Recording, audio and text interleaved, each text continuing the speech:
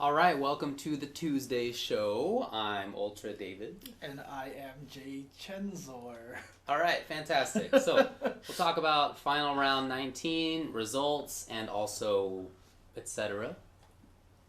There's a lot of etc. to get to. Right. We'll talk about the fact that there was no Alex trailer, despite no indications that there would be Alex trailers. I know, right? Yeah.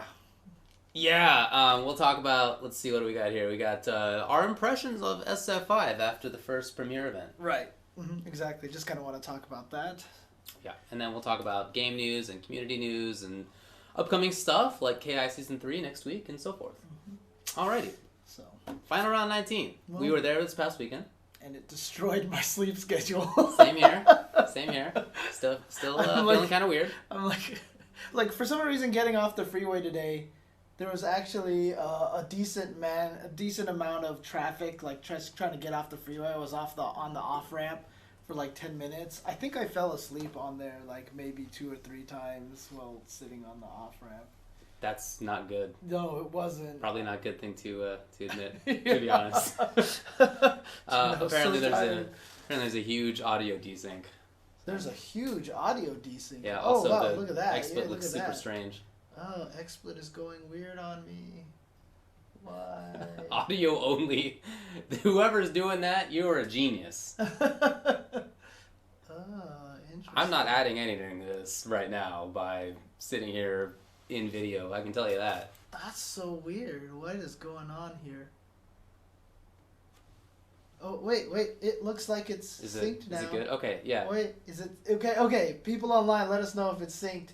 Because it looks like it might be kind of... It's like weirdly like half a second lag right now, and it's freaking me out. But it is weird. Yeah. Okay. Now it's fine. Fantastic. All right. Well, that was the requisite message. Yeah, I know, right? Well, knock on wood, and right, not only that, but also my computer must be sleepy too. So. Yeah. We really didn't get that much sleep, and then obviously tonight we're doing the show, and then we're leaving for NorCal Regionals. The previous weekend, I was also on a plane, and then the weekend before that, I was also on a plane. And April's going to be quite a mess as well. So, it's a busy time. Yes. It's a little strange. Anyway, final round. I guess before we get into the results and the issues, general thoughts? Look, it's hard to talk about general thoughts without talking about the issues. I suppose guess. You're right. Yeah. But I mean, just from gameplay wise, look, I didn't see anything but Street Fighter the whole time I was there. Yeah. We were pretty much trapped in the Street Fighter room the entire time. Normally on Sunday we get a break until finals, and then we can wander around and look at a bunch of stuff and watch a bunch of other games. But play in the arcade area. But Street Fighter 5 took all of Sunday. So literally, it was like all. So only SF5. Dude, like I know a bunch of Marvel stuff happened, Mortal Kombat stuff happened, KIs of anime games, all the stuff. I saw none of that. I didn't even see Markman there. Like I never saw Markman at the event. Like he was just in the other room. We were in a different room, and I just never saw him. I saw Spooky for 1 second. We both said, "Hey, what's up?" as we were passing each other. Yeah. A ton of friends who I didn't even see, who I know were there, and didn't have time. So it was an unusually busy weekend for us, definitely part of that was because there were 1,000 people playing Street Fighter 5, right? So typically tournaments will start at like 10 or even noon, right? And we started at 8 a.m. on Saturday. Saturday, which is something we've only ever done for Evo. And then, as you said, on Sunday, typically that's like, maybe we'll commentate another game, or like whatever, we'll hang out. But no, we had no time for anything. So. Yeah, we had to be up at 10, do semifinals all the way until 7, and then top 8 at 7. Yeah. I mean, it pretty much wasn't the standard, like, here's top 8 for Street Fighter. It was literally, let's just go until we're done with the tournament. And it ran all of Sunday, which was a problem in and of itself, but in any case. Yeah, I talked with one of my friends there for like 20 seconds and pointed out that like 90% of our interaction is not in person at tournaments, even though we both go to like every tournament. 'Cause I'm always busy. Right. Talk on like DMs and stuff. That's it. Oh man.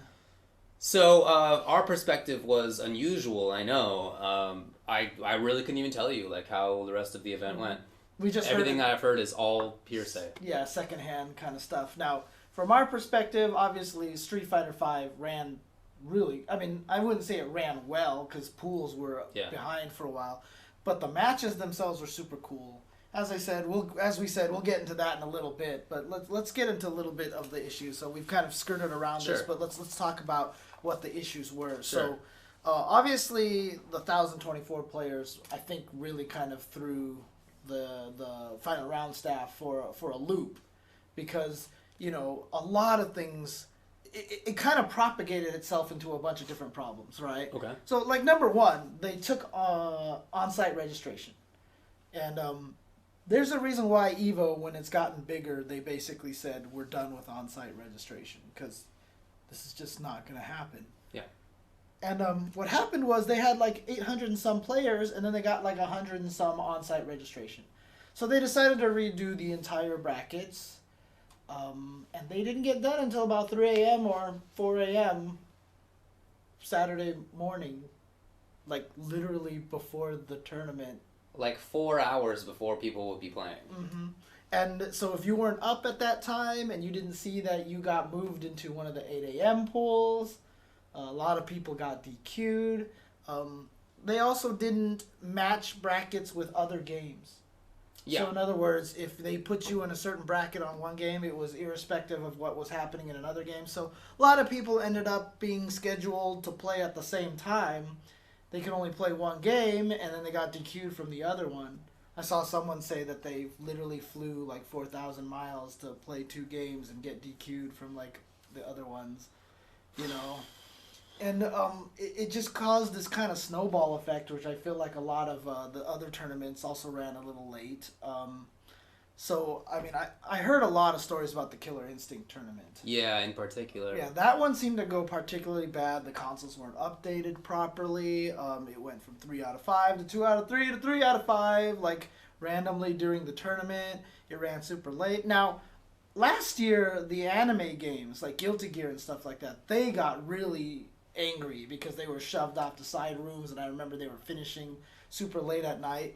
I actually saw that this year. They were like, we had a great time. Like, everything started a little late, but we ran on time and whatever, all this stuff, and it was largely due to a lot of the guys who were running that particular section, But, that was definitely outside the norm from what I could hear from a lot of people. And in fact, there's been a lot of, again, hearsay from people like, I went to final round, I didn't enjoy it at all, I'm never going back, roar, kind of thing.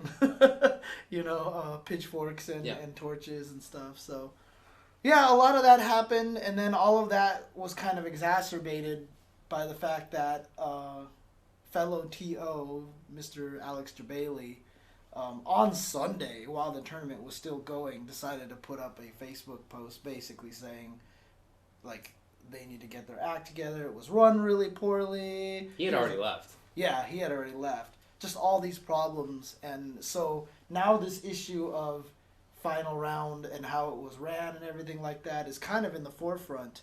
Even though, and this is not an excuse for them, even though they've kind of had problems like every year, right?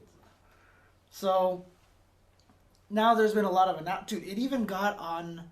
What website was it? Was it Gama Sutra or something? Destructoid had an article. Destructoid, yeah, about Jabali calling out Shin Blanca about final round. Yeah, so I was just like, really? If this didn't happen, you wouldn't have written jack, about us. Yeah, that's always how it's been. Oh, man. There were a lot of problems, definitely. Yeah. And you're right that it's not the first year. We had this same show last year. The results will be different, but the rest of the show was the same, where we talked about the issues. And I don't remember if we had a show about it the previous year, but there were issues then. I mean, like, whether it's these particular ones or like floating or whatever it is, there are always things that really makes me sad. You know, I really feel bad for the people who did travel a long ways and who didn't get to play, or whose playing experience was not good, or who came for the first time and had a sort of disorganized experience that wasn't as nice as it could be. And some of those people may not like be ready to come back anytime soon. I don't know, but like maybe, you know, we certainly have heard about it. Right. That some people said that they wouldn't come back. All those things really suck. You know, I mean, there's no way to sugarcoat it. I really like all the people involved. Yeah. You know, we always have a good time hanging out to the extent that we have time, and you know, just sort of catching up, and it's always cool. Some of those people I've known since I lived in DC, you know, decade ago. So anyway, I feel bad for everybody who had issues. I feel bad for the event staff who are volunteers and not paid, and that is at this point that's not just not nice, but it's a liability. I heard tell of a couple of volunteers who just left because they just like didn't want to bother with it. Who, you know, saying that there were so many issues that they just were like, all right, enough, I'm out of here. You know, that's all bad news. It's all really bad news. So.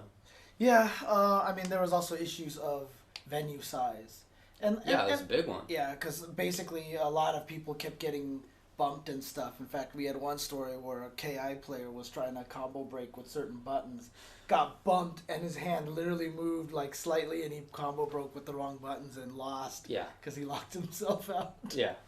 And then there was somebody who like leaned back in his chair when something was going badly, and somebody behind him like got up and was like, bam, and they knocked heads. Yeah. And the first guy paused because like, what? I just got hit in the head. Right. Other guy took the round. Dang, that is tough. Wow. Okay. I heard about the head banging, but he just took the round. Okay. Yeah, that's what I heard. Again, I wasn't there for any of that. I was in a corner, but that's what people said. Okay. Hopefully, I'm not spreading misinformation. I really couldn't tell you. Right. Now, okay, even at the end of the event, Larry already addressed that the venue was too small. Like, in his closing statements, he was like, I need to get a newer venue. I need to get a bigger venue now, right? Because the final round space is pretty decent size, but it's split into multiple rooms, you know, and it has the outdoor hallway area. Yeah. But, it's just not big enough to encompass what they have. But, I mean, to be honest with you, like, obviously... look, like all the guys working on the final round staff, like you said, we know a lot of them. They're very cool people. It's not like they're sitting here being malicious about everything. And in fact, some of the people who were volunteers have even spoken out that this year seemed particularly bad compared to other years. But at this point in time, like once you get 800 pre-registrations, you really got to start thinking about what to do to handle that. You know what I mean? Like, at some point in time, the rate at which people were signing up had to have exceeded last year by a significant amount. Yeah. And at that point, it's time to try to take it. You know, you have to try to head that off at the past. Well, I mean, they couldn't switch venues, presumably. I mean, I don't know the situation, but typically what happens is that TOs strike a contract with a venue like almost immediately after the tournament ends the previous year. And final round was announced very early. It is every year. It's announced very early. And they already had the venue. So, I mean, you can't do anything about that. For next year, I assume that they'll fix it. But yeah, just the venue size itself, like I understand not expecting to have 1,000-person tournament and you know, at the time, a year ago, getting a deal with the same hotel. That makes sense to me. Right. But so, you know, they definitely had some issues with that. But yeah, maybe, you know, figuring out what your capacity is and trying to cap it at a little bit lower rate. Right, exactly. I don't know. Obviously, they want as many people to play as possible, you know, but I don't know, man. It's a tough answer there. I don't think that I could be too critical about the size, just considering that I'm sure they got the venue way in advance. I mean, it's more of, like I said, I wasn't saying like when they saw the size that it's time to it's really time to think about, okay, you know what, don't do on-site registration, or if you do on-site registration, put them in their own pools so that we can generate the other pools ahead of time. Just give as much. I mean, that's one of the benefits of on-site registration, is that honestly it's great for the TOs because they get a good idea of what to expect, right? I mean, that's one of the main reasons why you do on-site registration. So, I mean, you Pre-reg. do mostly pre-reg, online and such. So, it's unfortunate that it doesn't feel like that they had thought about it enough, because like I said, the pools didn't come out until literally like 3 a.m. the night before, 5 hours before the tournament start. Half the people are asleep already. Oh, yeah. So, it is unfortunate, look, Final Round's been around for forever, for 19 years now. And, they've had a lot of issues in the past few years, and it feels like it really exacerbated this year. I'm still not sure, that it was the right thing for Jabali to come out so publicly, and criticize it like this. But, he has said that he's tried talking to them behind doors before, and it doesn't seem to have made an impact or anything. So I don't know, but like as we said, some people are reporting on it. There is a really good article actually by Ann P4U on Shoryuken.com where she sums up a lot of the issues and talks about it in a very fair fashion. It's not attacking or like witch hunting or anything like that. Yeah, she did interviews with people involved. So right, exactly. exactly. Shout out to that. Yeah, so it's you can actually go to Shoryuken and see an article there called Behind the Hype, Final Round 19 Issues Raises Questions About TOs, about tournament organization. It's actually really, there was one paragraph from here that I really wanted to read, and I can't remember which one it was now. Okay. I mean, is there anything else that Well, I can tell you that some of the people who I talked with who are not just volunteers, but people who are like on the staff, they were not happy with how things went, and they thought that they went sort of worse than usual without really being able to pinpoint where the sort of fault laid. I don't know, something like whatever the verb is there. Right. For example, with the space issue, I talked with one person who said that they had arranged the tables the same way that they always do, with plenty of space in between. Only to come in the next day and see that the tables were really close together. And not be sure how that happened. Right. Was it hotel staff, or was it, or was it a decision by the TO? Right, yeah, they just didn't know what had happened. So that kind of thing sucks. It's always seemed to me like FR has a lot of cooks in the kitchen without a clear hierarchy involved. Obviously Larry is the person who is at the very top, but as opposed to other tournaments that where they tightly control who enters which game, and they're all sort of paying attention to who's in which tournament and how each tournament is run. FR and some other events have person who runs the Mortal Kombat bracket, person who runs the Marvel bracket, and if one of them is not that great at what they're supposed to do, then it's kind of that's part of the problem. Right. And they decided to go with Smash GG, which was brand new for a lot of them, kind of at the last second, according to the article on SRK. So that lots of little things like that contribute. For sure. So I don't know, a lot of problems with it. I'm really sorry for everybody who went and didn't have a good time because of that. That definitely sucks. Right. Yeah, I mean, if you were watching this and you were like, well, maybe I don't want to go to events anymore, or if you're watching and Final Round was your first event, because all of us are always like, you should go to events, and I mean, understand that it is a different experience at a lot of different events. Yeah. And Combo Breaker's coming up, which everybody always has a great time at. CEO is coming up, which a lot of people have a great time at. And again, I mean, it's tough, right? Because I know Jabali. It's tough. It's tough for Jabali because, a lot of people can misinterpret his words very easily. Look, he didn't phrase it well. Yeah, he didn't phrase it maybe politically is the better term. Maybe not even that. Maybe he didn't phrase it nicely.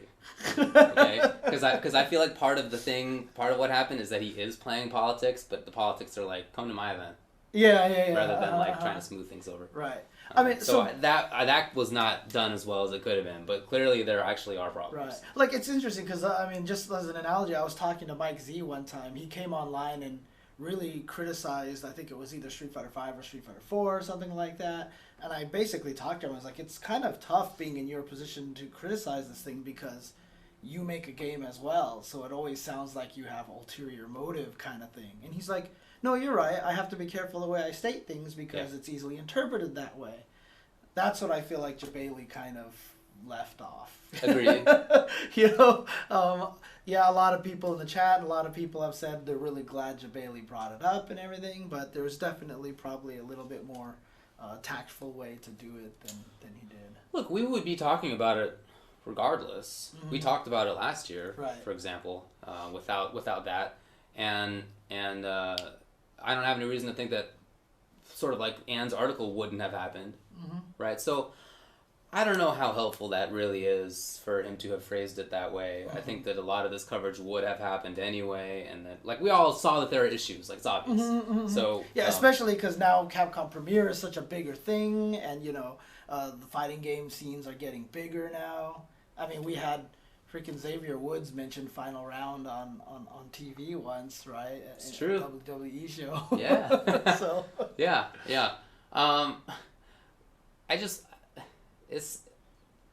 I'm not sure what to say, I suppose. I want people to not think poorly of Final Round because I like the people involved, and I know it's a huge event and a great meeting place for a lot of people. It's considered one of the biggest tournaments in the world, and people flew there from all over the world, and I would hate to see a situation where they lose their status as being like a big meeting place of people from all over the world. That would just really be unfortunate. Right. I mean, to put it in perspective, they had 1,024 for Street Fighter 5. Last I heard, and again, hearsay, I heard NCR has like 300 or 400 Street Fighter 5 entrants. Today on, what is it, Best of 3? Or Live on 3? I always Best get of 3. Yeah, Best of 3. Choi said that they had like 500 or 600 people, and it like could be 700 or something. In like that. Street Fighter 5 or Street total? Fighter 5. Oh, okay. Got it. Okay, cool. So, cool. It's going to be a big event too, you know. Right. It's going to be a big event. And Final Round is at an unfortunate position where they're the first premiere, and so it was hard to know that there were going to be 1,000 people. But still, as we mentioned, they probably could have handled that situation a little bit better than they did. Right. Yeah, and then there was also another complaint as well that a lot of people were talking about, was that because Street Fighter V had 1,024 people, they ran it all on Saturday. I don't know if they just didn't have enough setups. Again, that could be a venue size, maybe not ready for it. But what happened was they ran pools from 8 a.m. to midnight, scheduled. It literally ran from 8 a.m. to like 2 a.m., right? On pools day. But the problem with that was then, as we mentioned, on Sunday, we did semis all the way through top 8 until it was over. And it was pretty much 10 a.m. start all the way till grand finals ended, right? The biggest problem with that was that Capcom Pro Tour, Capcom Fighters stream, cannibalized the fighting game community stream. Yeah.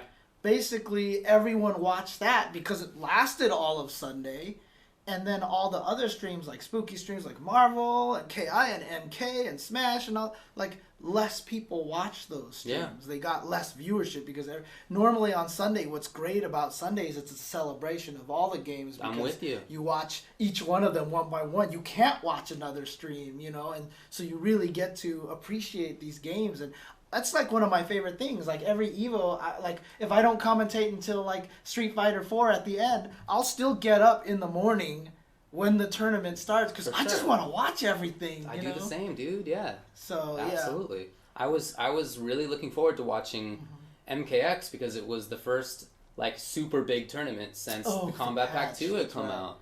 And I really was looking forward to seeing how that went.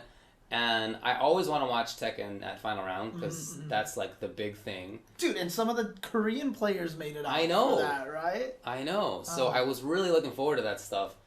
And it just didn't work out like that. So those things are things that the rest of the tournaments in the year are going to have to learn from. I don't know exactly what they're going to do. Maybe it's the case that Street Fighter V has to be a 3-day event now. Maybe it can't be 2. Like, maybe you can't do 1,000 people in one day. Like, maybe that's not practical. So, I don't know. But, those are things that other tournaments are going to have to learn from. So that is unfortunate for Final Round that they were in that position. Right. But again, considering pre-registration numbers, like, they probably could have been planning around this stuff. Look, what I'll say is this. This has all come out here. I know people were saying that Larry was just on the On Blast show, like, just completely just, like, trying to, like... I heard he was going in on Jabali and such. I hope that's not the only thing that comes out of this. Honestly, next year is Final Round 20. So 20th anniversary of Final Round. What better time to really step up the game than the 20th year? I really do hope that some of this is taken to heart and that they look into it and really try to do a lot of stuff for Final Round 20. And at the same time, look, Jabali's painted a target on his back. Now everyone walking into CEO is going to be like, this had better be like the most flawlessly run event. So, it's going to be interesting to see. It's going to be run well. Yeah, I can pretty much guarantee that. That's part of the position that he has. Like, that's part of why I'm sure he felt like he could make those criticisms. Because frankly speaking, CEO is the best tournament outside of EVO. Has been for a few years now. Right. It's super well run. It has an awesome location. The games are always good. There's an art exhibit. Like, it just has everything there. So it's gonna be a well run. Right. Yeah. The one thing about it is, honestly, so we're at a point right now. Some people are saying, like, joking in the chat, esports is killing FGC or whatever like that. Look, we're growing at a really fast rate. The days of having a bunch of volunteer staff is not going to cut it anymore. Yeah, right? Agreed. So one of the reasons why Jabali is successful is because he's hired a lot of people who have good success running events to do a lot of stuff. True. Right? So, Jabali has a bunch of people that he can rely on and make sure they do a good job with a lot of these things, right? I think that's just really what it comes down to now. It's like, I just don't feel like that... there's a lot of events in the FGC that can still be grassroots. You can still have volunteers all over the place, right? But for stuff that's going to be Capcom Premier events, I don't know if that's going to cut it anymore. I don't think that there's it can be grassroots while paying people. I feel like that's not a good dichotomy there. I want people to get paid for volunteering. You're spending an entire weekend slaving around. It's terrible. Right. It's not fun. It's like not a fun experience, really. It can be rewarding, but it's not like you're having a blast. Like, you're stressed and you got to yell a lot. It's there's a lot of work involved. Right. So I want those people to get something. Even at grassroots events, I don't think that those two are incompatible. Right. Right. So.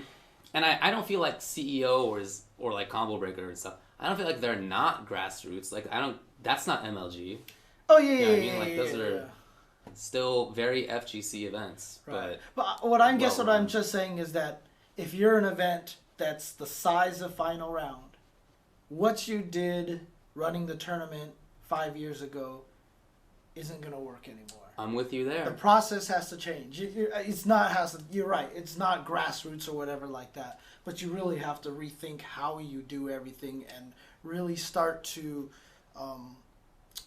delegate and have different people manage different parts. You know what I mean? So it's not going to be the same thing anymore where it's just a bunch of people in a room going, okay, you take care of this, you take care of this. Like, it's literally like, I'm hiring you, you take care of make sure that you do the brackets. Hi, fill out the brackets. Yeah. Here's the online registration a month in advance. Do your best with the brackets. Yeah. Because I know they have like one guy who does all the brackets at Combo Breaker. Yeah, right? Max. Yeah. So it's not just Combo Breaker, man. He hires himself out to different events. Oh, does he? He does. Okay. He's super valuable. To be honest, he's really important. Right. Yeah. Okay. Part of why I'm sad for the Jabali thing is that I really feel like Final Round and other events could use his maybe not his expertise in particular, but like the group His of people teams. who he works with. And now I feel like that's pretty unlikely. Right, exactly. Pretty unlikely to happen. So yeah. that sucks. Well, I mean, the thing is, I'm not sure if a lot of people know this. This is kind of more behind the scenes stuff, but I've always felt like there's a little bit of a divide in there. Oh, right? there is. You know, before Combo Breaker UFGT, it was always Keats and Jabali versus, you know, Larry and Big E. It's true. Yeah. Kind of a thing. So, but yeah, I mean, look, having a well-run tournament is not just good for your tournament, it's good for the entire scene altogether. Yes, absolutely true. So the people who did have a bad experience at final round, I do feel awful about that. You know, I'm sad that they had that kind of experience, especially because there were so many great matches and there's a lot of good stuff there. It takes a while because some people who have been going to final round for a long time, they kind of understand already that playing is not necessarily the main part of some of these fighting game tournaments. A lot of it is watching the events, getting hype, especially in the East Coast because they get hype really well, seeing friends and such. That's true. Yeah. But if you're not aware of that and you're going to this event for the first time and you think, this is my first event, I'm here to play games, and then you like get DQ'd from like 2 of your tournaments and then you go 0-2 in another tournament, you're just going to be like, why did I even come out here? Because you don't have a lot of friends already there and stuff. So yeah, I can definitely see it being, you know, a problem for a lot of people who are there, especially people who are brand new to the scene. Gotta step it up. That's really what this comes down to. Yeah. Gotta step it up. Mm-hmm. It's not like an advisory thing anymore. It's like you want to continue being a major tournament, like you have to step it up because people will switch to some other event, and you won't get the same support that you did this time from Capcom and Namco or Bandai or whatever, and from whatever else, you know. Dude, Harada was there. Right. Yeah. I saw him walking through the hall at one point in time. He was there. I felt the same way. I was like, "What's this about?" But dude, you know, maybe if we had been able to watch the stream at all. Yeah, I know, right? Oh. Dude, like no I heard in MK, I mean, we'll get into this in the results, but the grand finals was Alien versus Alien, right? We'll talk about that. Okay, yeah, it was. Okay. So, anything else to say on this topic right now? No. I think we've pretty much said enough, so everyone gets the idea at this point. Pretty much. Yeah. Okay. Yoink. Okay, I'm going back to this system here. Sounds good. So, but look, Street Fighter V, obviously, first Capcom premiere event. So this is where you feel like people are gonna bring out their good stuff, you know, for the first time. You know, save that shit for nationals. I mean, this is nationals now, right? So it's time to bring everything out. Yeah. So I just kind of wanted to take some time to talk about what I thought of the matches. Okay. And I don't know, is there anything you want to say first? I'll let you go first. You want to just do the results for Street Fighter V first, or what? Sure. Okay. Yeah. Definitely going to be part of it. So. Okay. Final round, Street Fighter V results. Top 8? Top 16? I don't know what you want to do. Let's do top 16. Top 16! People not in there. K-Brad, Wolfchrome, PR Balrog, Ricky Ortiz, Hugo 101, Chris Tatarian, Nasser. That's a lot. That was top 24. Jeez. Okay. Top 16 included Filipino champ, Dalsim Nash, Julio, Ken, Crack Fiend, Chun-Li, Snake Eyes, Zangief. Those were 13th places. 9th places, Justin Wong, Karen, Flash Metroid, Vega, Liquid Knuckle Dew, Nash, GGP, Kazunoko, Kami. Top 8, Go Ichi. I don't know how to say 3151 in Japanese.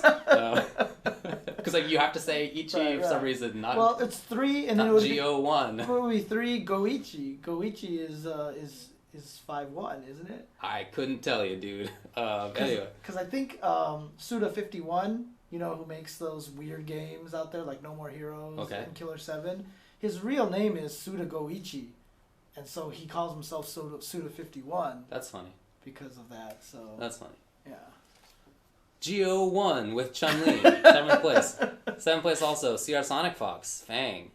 5th place is Brent is Cool, Ken, and PH Nando with Armika. 4th place, MJS Haitani, Nekali. 3rd, Mad Catz Mago, Karen. 2nd, Mad Catz Tokido with Ryu. 1st, winner, Razor's Infiltration with Nash. There you go. So, not in top 8. I mean, let's just talk about some of the individual players before we get into the whole entire thing. Yeah. I was really happy to see Flash Metroid do really well. Dude, that was cool. It's been a little while. Yeah, because, I mean, look, he is a top 8 EVO competitor. Oh, he's yeah. gotten there, but with Zangief. Multiple games, by the way. Yeah, Street Fighter as well. So he's gotten up there before. And honestly, like, he had kind of disappeared a little bit. I hadn't heard from him in a long time. I wasn't even sure he was even going to be relevant in Street Fighter 5. I don't know why I thought that. He's really he wants to play. player. Yeah, I just didn't know he was playing is all. Yeah, and then he came here with this Vega, just got into, 9th place? So that was actually really cool to see him come back into the scene. I didn't even mention, like, Momochi, who was right. there. Yeah. There were a lot of other people who I didn't even get to because they weren't even in top 24. Again, at 1,024 players. So, right. Yeah, it was very cool that he was there. I was really happy for Crack Fiend. Oh, yeah. Got 13th at a super major and beat Ricky Ortiz. Yeah. Those are big things Which for him. was super emotional for him, too. Yeah. He got really emotional on that one. Definitely. I like how Snake Eyes tried to do his best John Choi impersonation, going through the loser's bracket. Yo, he beat so many good players. It was absurd. Yeah, I mean, I saw your tweet with you finding out that he beat Punko. Yeah. He beat PR Rog, and then he beat Punko. And Dako was right before that. Yeah. And there was like a whole host. I don't even remember who all they were. Dude, it was ridiculous. But it was like a ton of top players. Yeah. He just steamed. So and then, it was of course, nuts. in the middle of the Justin match, his shoulder button popped off, and so Right. he couldn't lariat anymore. Right, yeah. He was not having a good time. Look, in my opinion, not being able to lariat anymore means your Zangief is better. Well, that also means that he didn't have super. Well, not super. He didn't have like EXSPD as available. Like Right, because he can't harder. hit the buttons. Okay. So it definitely sucks. Makes sense. Okay. Shoutouts to Hugo 101, who I didn't know was playing Street Fighter 5 at all. Right? I don't think he's been I doing didn't even tonight. see him. Oh, he was there. I saw him. I didn't even see him. And Yeah. he sent Momochi to loser's bracket. Yeah, he did. And not with Bison, who he used a lot in Street Fighter 4. Not with Cammy, who he uses in ST. He did it with... It was Chun and Nakali. Chun and Nakali. Interesting. Yeah. Okay. So those were cool. Good work to Nasser, who's been playing a lot and has a really unique style of craziness. Yeah, He's the new Punko Jobin character. I talked to some other Ryu players who are pretty salty. They don't like it. I'm sure. If you haven't played against him, that's not even accurate. I played against him online and I was like, I'm never losing to this idiot again. I was so mad. But then I saw him playing against like Justin and doing the same things and it was working too. Right, and I was like, okay, you're good. Good work. Right. No, it was really cool to see how well he did. I was very happy. Obviously, for me, it was awesome watching Nando play. Yeah. Armika style, because the thing is, everyone always says this about Armika, right? Hard to get in. Once you get in, vortex time, and he really didn't play it as much like that. You know what I mean? He did have a little bit of the vortex-ish stuff, but he was very patient, and he had some really sick tech that I liked. So I'm totally enamored with Wake Up Nadeshko. I feel like that's pretty clear, man. Yeah, but for some reason, like in my mind, I was always like, I'm gonna get hit. Well, yeah. And so I wouldn't do it, but I just, for some other reason, it didn't strike to my head that I can just do it, get hit, and then Nadeshko comes and I get a combo. Unless you get crush countered, then you're in trouble. Yeah, for sure. Or unless the opponent is like super smart and like somehow combos into something that. Oh yeah, could you do like what people did against Catastrophe?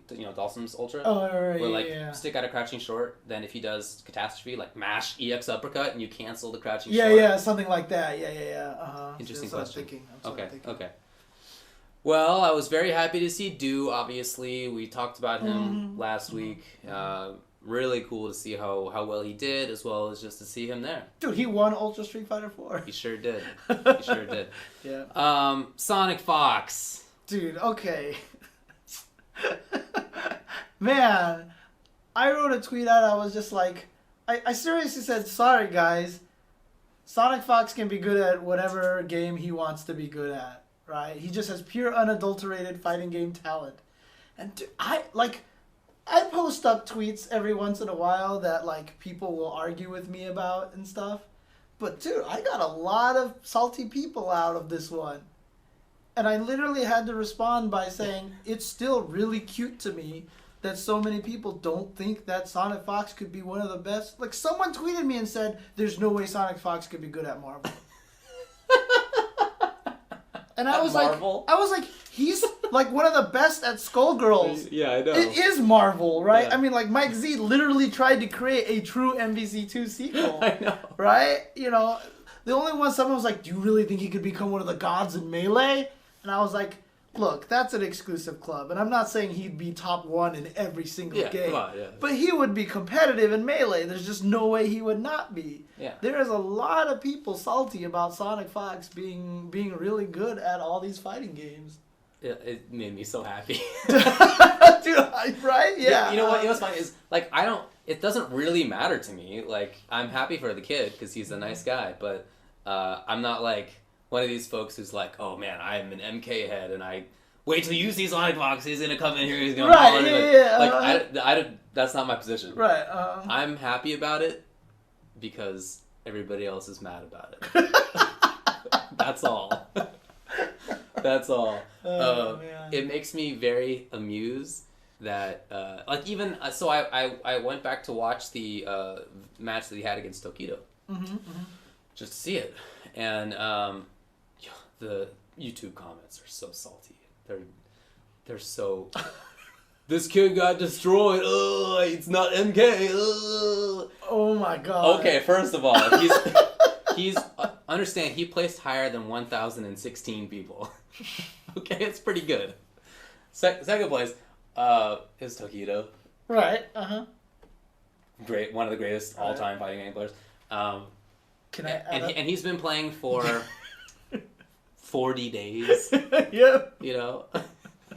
Like, literally playing Street Fighter for 40 days. Like, he had casually played 4, enough to know he didn't really like it. And then he stopped playing. And he likes 5, so he's been playing. And, it was... it makes me so happy. Oh, dude. Yeah. You have to be quite an idiot, I think, to like stake out this position of, oh, my game is so unusual. It's so different from everybody else, or my scene is so much stronger. Right. That, like, honestly, come on, guys. Okay, if you said something like Sonic Fox, maybe he couldn't be the best in League of Legends, or something like that, I'd be like, okay, sure, maybe. But dude, when it comes to fighting games, like, you can't deny this guy his talent right now. He understands fighting games. Because, look, both of us came from the same position where when we saw Sonic Fox first start playing, it was like, this guy is random. He abuses top tier. He just throws things out, and it somehow magically works, right? Dude, you can't be doing that for like 3 years in a row, go undefeated in a video game for like a year and a half, and basically still sit there and go, man, he's just lucky that all of his stuff lands, like, every single time. He learned how to play footsies, too. Like, he learned how to zone. Like, he won EVO, basically, with Katana. Right. And then he, like, played Marksman at the end. Uh-huh. But, like, basically Katana. And he won ESL pretty much with Katana. Mm-hmm. A zoning character. So, like, it's not that he's just up-close shenanigans. Mm-hmm. It's like... He's really good at fighting games, folks. Well, I mean, to be honest with you, I actually felt like that was his biggest weakness, was Street Fighter footsies. That third strike footsies that I don't feel like he quite had yet. Yeah. But the fact that I felt like he was weak in that area and he got top 8 means he only has room to get better. Yep. Which is the craziest part about this whole entire thing. Now... Oh my god, his bracket was weak. Does this mean... does this mean I think he's going to get top 8 at all the events, like CEO and whatever like that? No. Yeah, but that's because, like, every tournament last year, every tournament we're, like, put names in a hat, draw them out, and there's your top 8. Because that's how good the talent pool is, right? Yeah. The talent pool is ridiculous enough that Sonic Fox is going to lose before top 8, before top 16. But I guarantee you this one tournament where he's going to finish under top 32, everyone's just going to jump all over that, dude. You know that's going to happen. It's just people trying to be protective of their scene, you know? Which is stupid. Get over it. So, again, if he doesn't do well ever again, I don't really care. It's, like, not important to me. I want him to do well because he's very nice. I like the kid. But it's like, I don't need Sonic Fox to do well. I just think this is hilarious. Right. Because everybody else is mad about it. Yep. That's all. Tokido was awesome, too. Tokido was amazing. God. Yeah. Tokido. Look. So prepared. Yeah, I mean, people always say like, oh, I'm biased towards PR Rock, I'm biased towards whatever, Snake Eyes, right? I mean, look, I love Tokido to death, so obviously I'm a little biased here in the fact that I really enjoyed watching him get far in the tournament and watching him play super well. I mean, he was doing stuff with Ryu like I just didn't even like.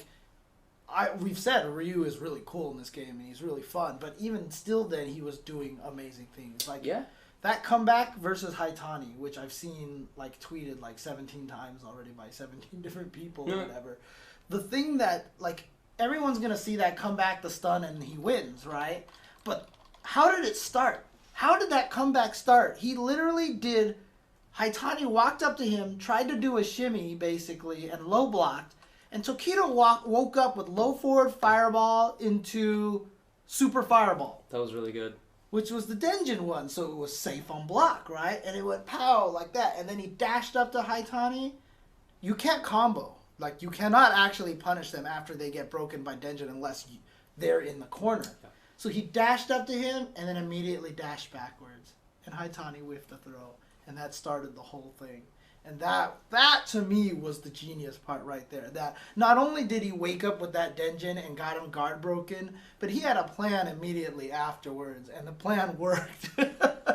It was really, really awesome. Agreed, man. It was very cool to watch. Yeah. And then Infiltration was better than everybody else. That's it. Yeah, as much as I want to talk about how great Tokido was, like I felt like Infiltration was like on an order of magnitude better than everybody else. Yep. He is better. He just has better, like, all the things. Mm-hmm. Better spacing, better movement, better hit confirms, better mix-ups. Nash on ice skates. Yeah. Like, I know that character's fast. I mean, his dashes are awesome. That's what the character is. And in seeing, for example, L.I. Joe win Winter Brawl, like, he did a lot of dashing. Mm-hmm. But it looked different when Infiltration was playing. Like, he was just better about it. His movement was just awesome. So it was weird because it really looked like Infiltration was playing casually on a stream, like in the middle of a giant tournament. Yeah. Like he's just like, haha, let me beat up all these people. Yep, look how fun this is. Like I wouldn't be surprised if you started singing or doing ghost noises like at final round and everything like that. Yep. But he was ridiculous. Infiltration. Look, a lot of people bet on Infiltration. Someone actually said to me before final round, they're like, "Who's your pick to win final round?" I was like, "I have no idea." And they're like, I pick Infiltration. My response was like, way to go out on a limb there. Okay. Yeah. But no, Infiltration was amazing. He was super good. And he's going to all these events, dude. So, he'll do a lot of stuff. He's going to be taking a lot of spots, you know. I was very happy for Brent that he got winners semis. Mm-hmm. That was awesome. Not as awesome was that he got dunked afterward, but I think he was still happy with where he got. I talked to him afterwards, and I went up to him. I was like, "You look nervous." He was like, "I was hella nervous." Yeah. So I mean, it's just, and then I told him afterwards. I was just like, "Look, you're only gonna get better at this by making more top 8s. It's the only way it's gonna work, right? You don't get better at top 8 by just some magic. Like those nerves don't go away until you just do it so much that it's like, okay, here I am. Let's do this."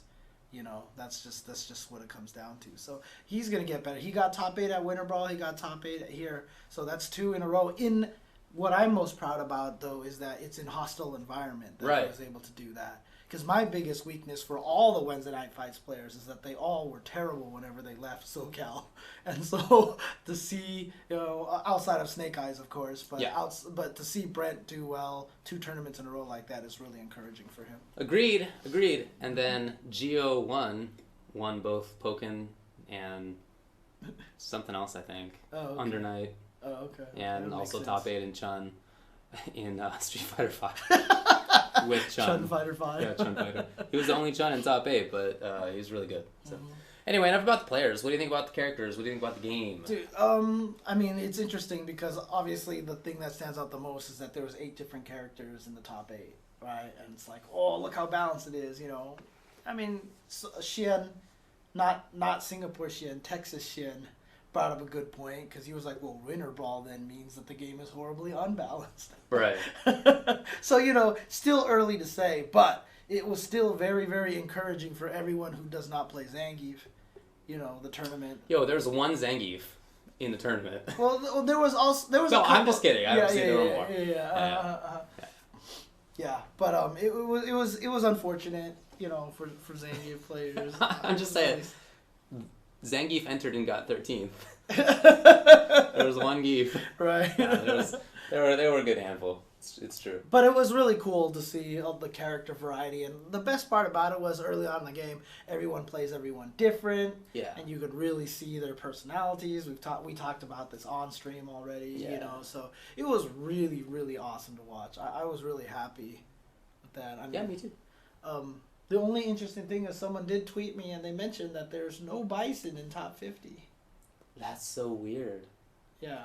I would have to look at that. We talked, or me too. We talked with some Bison players who think he's bad. Yeah. And that they're going to switch. Yeah, I don't understand that. It's confusing to me too, but that was their take on it. And then there's no Bison in top 50. Yep. Maybe they're right about it. We'll have to see how it turns out. Yep. I don't know. I'm curious to see how that's going to go. I just think he's such a good character. Yeah, I think he's good too, but... look, I think Fang is not very good. I already thought he was not very good, but I was feeling stronger about it. And then some of the things that I had been doing just got lit up by By Tokido so badly that now I haven't had the chance yet to lab it up a little bit, but I feel like I need to have like a 60% different strategy. Like not like 5 to 10% on the edges. Like I was basically there. No, like I have to like drastically change. I mean, look. If I'm gonna, look, I'm not competing. Whatever. Right. I'm not gonna play against Tokido. Fine, but right. Like, yeah. I'm saying like a person like Tokido will make everything look bad. I get it, but like it wasn't just that he was outplaying. It's like he solved a bunch of what Fang does. Oh, okay. That's what it was. Okay. I was gonna put a vid out on it today, but I had to do real work. So hopefully sometime this week I will. The reason I was watching the Tokido versus Sonic Fox match was I'm gonna put up like a video on like here are the things that Tokido just murdered. Well, nobody better to murder stuff than the murder face, right? So. Yeah, I really like how the game looked overall. I thought it was fast and fun. It was really a blast to commentate. I hope everybody enjoyed watching it. We certainly got a lot of tweets that people enjoyed watching it. Not even having to do with commentary, but like they liked the game a lot. Right. And, I really hope that sustains because the game, I think, is fun, and I really would like people to pick it up, and because we know a lot of people didn't. So, but we'll see once that, April leap year March day patch release comes out. Whenever that is, yeah. Leap year March. Okay, so before we get to the actual results, you want to talk about the No Alex trailer? Sure, no problem. So here's what happened. There was no Alex trailer. With zero provocation, some people at Final Round thought that there was an Alex trailer. Shoutouts to Infiltration, too. They gave him the mic and said, do you have any words? Yeah. And he gets on the mic and he says, give me the Alex trailer. Yeah. Genius. Yep. Genius. Seriously, there was no provocation. Usually when people get disappointed, it's that there is a build-up and then it like doesn't amount to how they thought it was going to be. Like there's a setup before disappointment. Like you're like you have to go up the roller coaster before you can like go down. But nah, man, the people were just going along the ground as a flat ground, and then somehow they found a cliff and they got disappointed. I didn't understand what happened. Dude, I saw some angry people. I know. Like, there are some people who are so mad at this. Like, this is an affront to everything, and that Capcom is a failure because they didn't have an Alex trailer.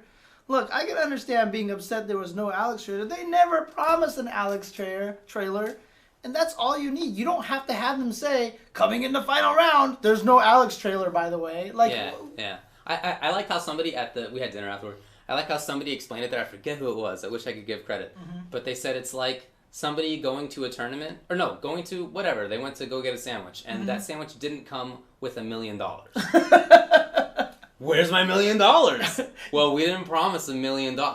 That's what I was expecting. You didn't say it didn't come with $1 million, right? Yeah. I thought that was hilarious.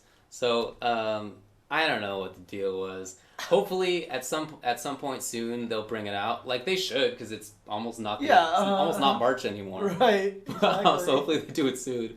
But yeah, like I found out at least that there was not going to be an Alex trailer like an hour in advance because I asked. You knew how? I just asked. Okay. I was like, "Are you guys showing anything tonight? Like, is there going to be an Alex trailer?"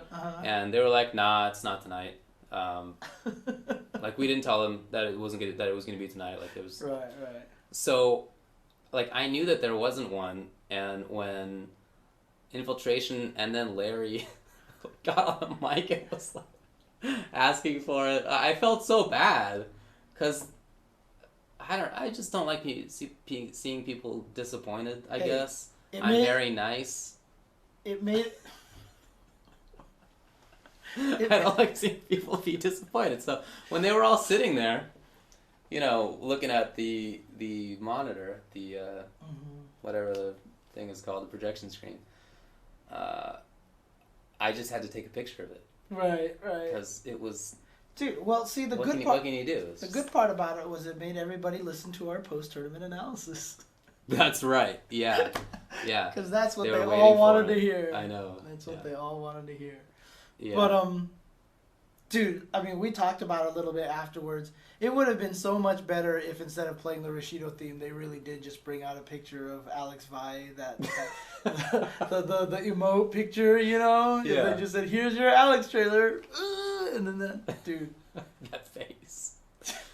That might have been one of the greatest things had that actually happened. Yeah. But I thought the Rashid music was pretty good though. Yeah. And like, dude, people who weren't there, everybody on stage like looked over to where the Capcom folks were, like Hans and whoever else, while asking about the Alex trailer, and Hans is over there like, nope, we don't know, right, we don't have it, it's not there. And they were still sitting down looking at the projection screen. Dude, they sat there yeah. I know. And then they sat through our whole spiel of like 10 minutes breaking down the event. And after we were done, like they kept looking at Nidell, and so Nidell was like, "I guess I gotta do something." So he walked up and was like, "There's no Alex trailer." Yeah. The whole situation was very strange to me, but hilarious. Although, as I said before, I felt very bad for everybody who was disappointed. I'm going to stick with that one. Yeah. I'm sure it'll be soon. Again, we're running out of March. Look, if they had said, "We're going to have something cool for you guys at this event." Didn't they, before DiCaprio came out, they said, there's going to be something. Right, and that's why everyone stayed and watched, right? And everyone's like, "Oh, okay, here's the new..." Because they said they were going to announce the 5th character there, right? And so they didn't say anything about that going into final round. Nope. Everyone just kind of made that assumption, and... You know, yeah, you're gonna be disappointed. I'm sad that there was nothing. I even said, like, a lot of people were like, "Do you think they're gonna show anything?" I was like, "They gotta show something." I expected it. I was like, "Yeah, that would make total sense." It would make sense. It wasn't there, but I'm not gonna be like death to Capcom for that. Yeah, right. Like it would have been cool, anything, but yeah, exactly. Yeah. I'm telling you, there was a flat roller coaster, and they just went into the earth. They just dug a hole. It's like a sinkhole. Yeah. Crumbled under them, Yeah, so. Anyway, hopefully it's soon. Again, it should be soon, because they said March. It's almost not March anymore. But yeah, no, Street Fighter V looked really, really good. Agreed. Really, really, really good. I'm super happy with the way it's turning out, and it's exciting to me that a new character is coming out, you know, potentially in 1 week or a year and a week. You know, so like... Ooh, you think that they meant next March? I really hope that we go back and read the press release and it just says, "Coming in March." Yeah, I know, right? Not March 2016. But it's a cool thought to know that these characters are going to be coming throughout the year. Yeah, it is. You know what I mean? So there's always going to be something fresh coming along. So I think that's kind of exciting. So. Agreed, man. All right. Well, you want to take a break and then we'll get into the results of final round and then everything else after that? Let's do it. All right. Be right back.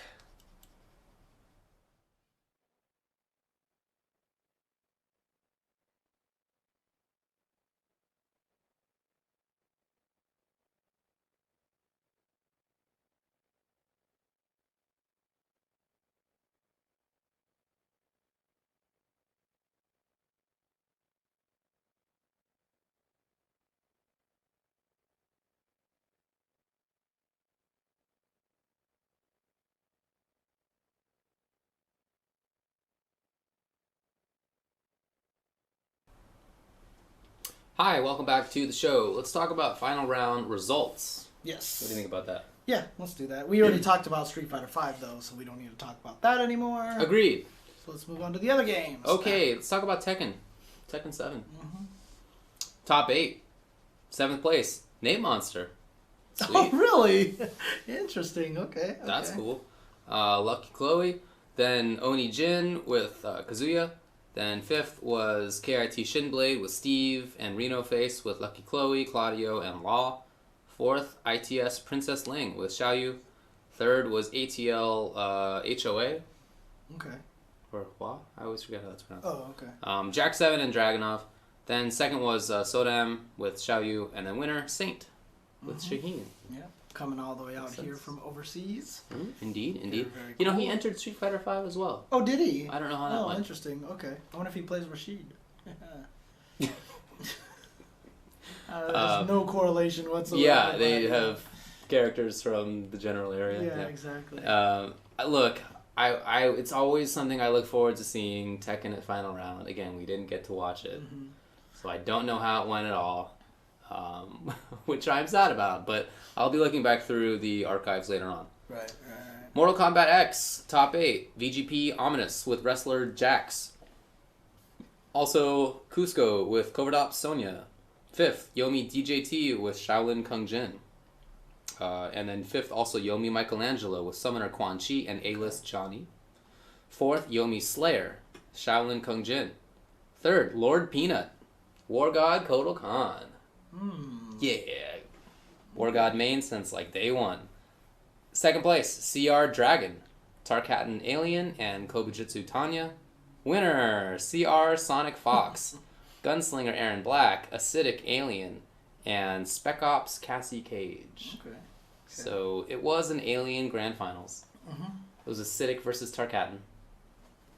Basically, Alien is the best character in the game. Has gigantic range.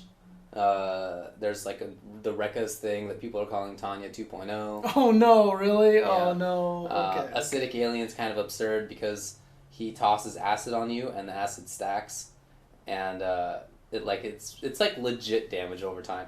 So it's like way better than Fang's poison. Oh yeah, so much poison, better. Right? Yeah. Okay. Because he's tossing it across the screen. Okay. Or he can throw it in front of him. So like setups on the ground. It's really good. The alien go take the acid. Maybe in alien language. Okay, fair enough. But I don't speak that, so character's super good. Yeah.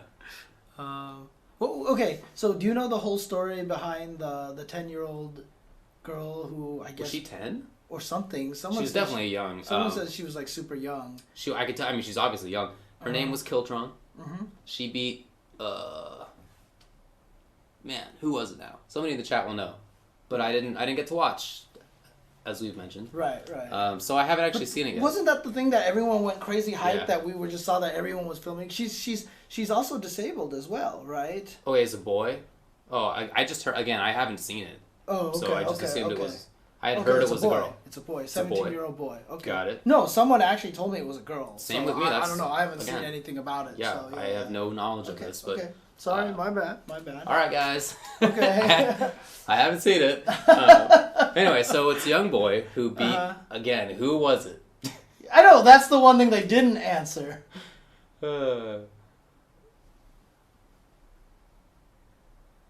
Awesome, good job. Well, anyway, so somebody young beat somebody else. That's all I know, guys. Yeah, I guess I did get trolled then. Okay. I guess so. Yeah. Wolfkin? No, that's definitely not accurate. That was definitely a joke. Oh, it was a deer. Okay. Oh, it was Hanzo a said it deer. was a deer. Oh, okay. All right. Okay. Well, I wish we knew more about this story, Yes. but unfortunately, we Viking? know nothing at all. Oh yeah, yeah. A seated player. Yeah. Okay. Yeah. Okay. All right. But I mean, it got a lot of people talking, and like it was apparently super hype moment, and I guess I need to go watch it so I make sure I know what's going on now. Same So, here. Sorry about that, guys. Well, we've already gone over what happened, so we couldn't watch anything. We'll excise that out of the YouTube video. We'll Yeah, edit really. that part out of the YouTube video. Yeah. So here's Mark. Okay, now you just look for that, and we can edit that out. All right, Marvel Ultimate Marvel vs. Capcom 3. 7th places, UA Jan with Hulk, Shuma, and Hagar. 7th also Flux, 0 Virgil Dante. 5th places were Peasy Poi, 0 Doom Phoenix, and Ray Ray, Magneto Doom Sentinel. 4th, NB Dual Kevin, Deadpool Dante Hawkeye. 3rd, LOD Static Alpha, Viper, Doom Strider. 2nd place, New York Chris G. Morgan, Doom Virgil. Then winner, E.G. Justin Wong, Wolverine Storm Akuma, and Virgil Storm Akuma. Dark Side. I heard about that. I Dang. heard he busted out the Virgil. And, Dang. I've heard some people say it was the most amazing Virgil ever. I've seen other people say it was like the worst Virgil ever. Probably. I mean, I didn't see it. Right. I imagine it was bare bones, Yeah, exactly. which is solid, right? Mm-hmm. Yeah. He probably played it like Footsie's Virgil or Right, something just like that. I imagine him playing like Wolverine, where he's just like jumping forward. Call Akuma. What happened? This is funny to me because I listened to the Marvel Lives podcast. Oh, okay, right? cool. And they're talking about how Justin Wong is going to enter, and like, how do you think he's going to do? He hasn't played Marvel in a little while. Some people were like, yeah, he'll make top 8. At least one said he's not making top 8. And then he won the whole thing. Oh, Never bet against Justin. never man, bet said. against Justin Wong. Yeah. Good job, Static Alpha. That's really cool. It's cool to see Chris G back up there too. Agreed. So, yeah. Dual Kevin seems like he's really turned the corner and been pretty consistently getting top 8s. So that's awesome. That's awesome. That was SBK who said that. I don't remember which one it was who said that he would not make top 8. So. It was really funny though. All right, Dead or Alive 5, last round. 7th places, Electrified Man with Helena and Pi. Drowning Man with Jan Lee. 5th, Hoodless with Rig. And Nico with Lei Fang. 4th, CR Sonic Fox, Marie Rose. Yeah, only 4th. 3rd, UGS Hajin Shinobi with Ayane.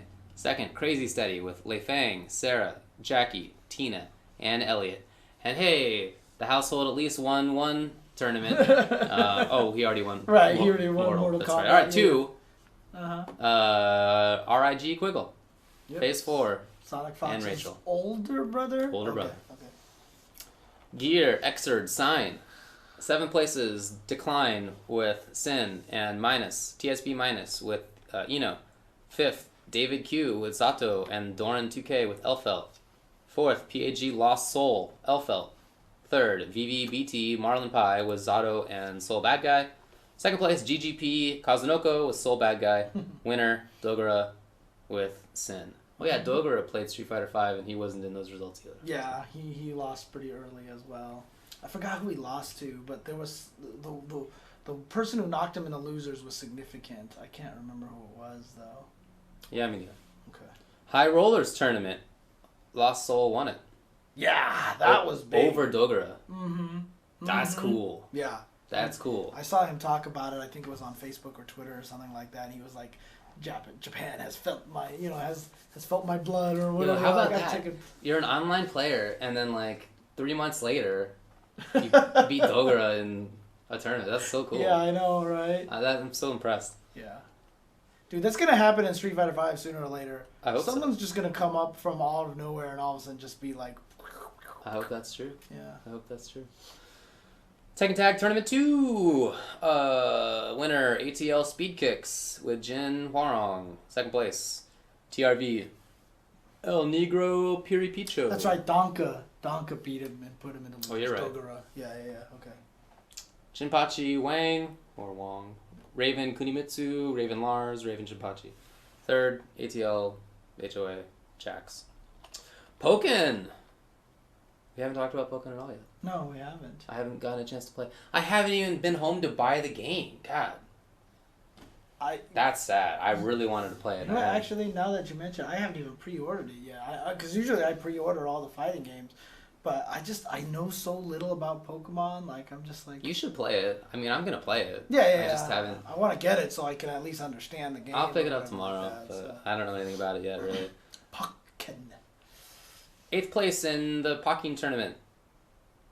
482 Premium Tax with Gengar. Also 7th. SHG Dobokun with Sceptile. 5th. I'm taking a chance on these names here, by the way. 482 Doza with Pikachu. Okay, I know all of these.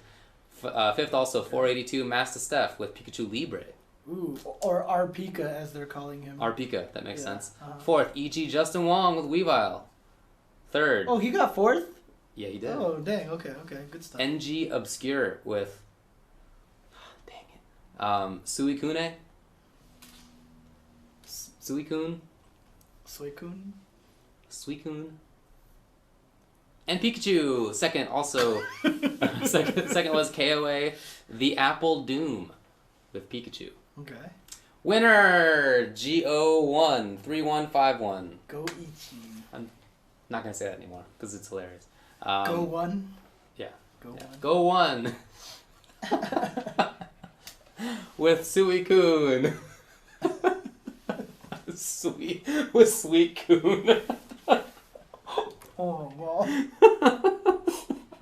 I'm sorry, man. I don't know it. I don't know how it's pronounced. I wish I knew. Is it supposed to be Suicune? Dude, or Sweet, dude. Yo, I was so confident because I just briefly looked and I was like, oh, Pikachu, got it. Sceptile, yeah. Gengar, I played back then. I know it. I know it. And then there's the other one. I said it right at least once. Well, I said it at least 4 ways, so hopefully one of those was good. All right. Well, KI, top 8. It's like, dude, it's like the new Arbiter now. Arbiter, Ramza, and Suicune. Oh, right? yeah. That's funny. Man.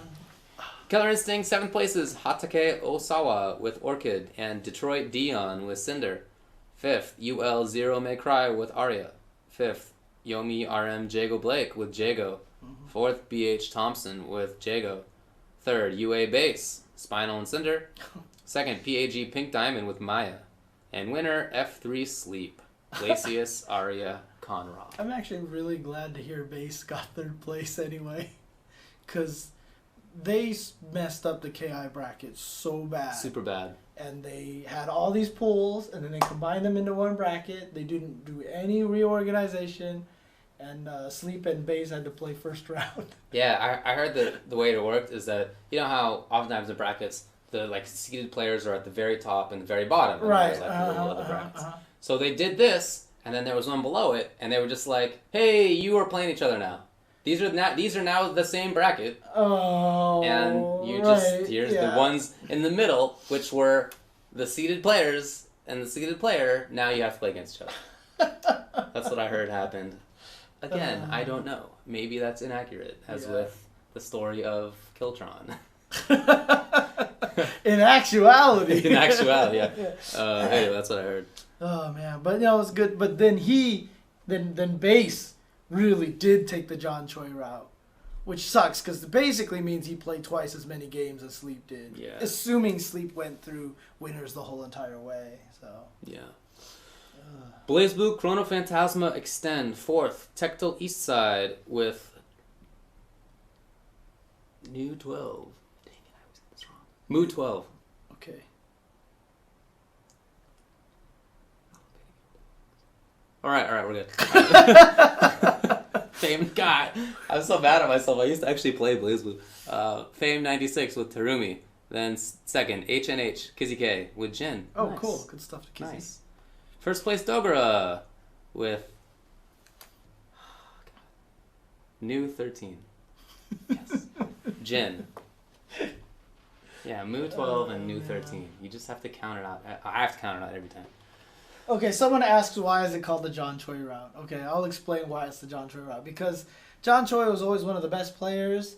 he had a reputation for going into losers bracket first or second round every time, and then he would end up in grand finals or win tournaments. Like, he did it all the time. It's almost like when he was in winner's bracket and he had a loss behind him that he could afford, that he didn't play seriously. And then when his back was against the wall, he would play like a maniac and kill everybody. So Yeah. that's why he just had a reputation for it. So that's why it's called the John Choi route. It's true. It's true. Mm-hmm. Persona 4 Arena Ultimax. 4th, the Jaguar with Aegis. 3rd, Yohosi. Nice. Oh, With good Kanji. stuff. Yeah, she and I sat at the bar for a little while. And hung Oh, out for a cool. little bit. Oh, That okay, was cool. okay. I didn't get a chance to talk to her at all. Cool to hang out. Yeah, we just happened to be at getting food at the same She's time. the reason why that Snake Eyes was sent to losers. Yeah, kind of. Her roommate, Knife Life, and she had been training up. Like, Because she plays Zangief. she plays Zangief, he plays Birdie, so he knew the matchup really well. Right, right. That's what was said. Cyclone with Naoto, and then winner, Tactile East Side with Reset. Okay. Under Night in Birth, EXE Late. 4th, Psych Autumns with Eltnum. 3rd, Bolt Strike with Aurier. 2nd, Rick here with Chaos. Winner Go one. with Gordo. King of Fighters 13. 4th, 482 Jelly with Clark, Mature, and Raiden. Cool. 3rd, Hime Cut with Karate Clark Kim. 2nd, 482 Creole Mustard with Ryo Takuma Yuri. Winner Malik. Hua Shan Kyo. Dualan Hua Kyo. Kyo Hua King. Yeah, some people definitely say that Geef Birdie is a rough matchup for Geef. Some people say that. They do. Okay. Well, that's all the results I got for you. Final round. And to be honest with you, I didn't have any other results from it. Oh, God, you know what? I didn't pull up the results for the Five Gods. The big giant Smash tournament that this happened this weekend. At the South by Southwest. Yeah, South by Southwest one. And all I know is first and second place. Okay. Second place was Mango. Got it. First place, Hungry Box. I knew it. Yeah. That's the only result I knew. Yeah, that's awesome. Yeah, I was super happy about that. I really like watching him play. He plays air footsies. It's cool. And he plays, lame style that gets booed and everything like that. So it's kind of that same thing. Like, it makes me happy to see him win just because it makes people angry. I'm with you, but I also just really like that style of play. Yeah. Personally, I'm quite bored by characters like Fox who are just rushing in there and playing mix-up games. That's not interesting to me. I really like the space control of Jigglypuff. I think it's super interesting. Yeah. So. Yeah. Alrighty. That's it for final round. That's it for Five Gods. Yeah. Was there anything else I wanted to say about Five Gods? I just know that it sounded like it was a really cool event. It sounded like a lot of good things happened there. Prague got to come back and do some commentary as well, so I'm super happy about that. So definitely agree. All right. Okay. Let's see. Do I have anything else? I have upcoming event news. Do you want to go into that? Yeah, sure. Okay. Things do not stop. Guess what's coming up this weekend? Northern California Regionals. That's right. Another premier event. As we mentioned, it sounds like over 500 players have entered that. For Street Fighter V, there's going to be a ton of other games there as well. The last couple of years, they had 24-hour arcades sitting there. Sweet. It's going to be taking place at the Holiday Inn in Sacramento Capitol Plaza. It'll be streamed on Capcom Fighters of. Oh no, I'm just happy it's in Sacramento. Oh, okay. I thought you were celebration. I thought that was like Wii Sacramento. Oh yeah. Okay. That's what it is. I haven't been there in a while. Capcom Fighters, of course, will be streaming all of Street Fighter V. Team Spooky will be doing a bunch of streaming, also on twitch.tv/iplaywinner. Oh, cool, and twitch.tv/IE Battlegrounds. Nice, Mondo will be there, sounds like, so. That's really good. Yeah, sounds like they have SF5, USF4, UMVC3, Melee, Smash 4, Xrd, MKX.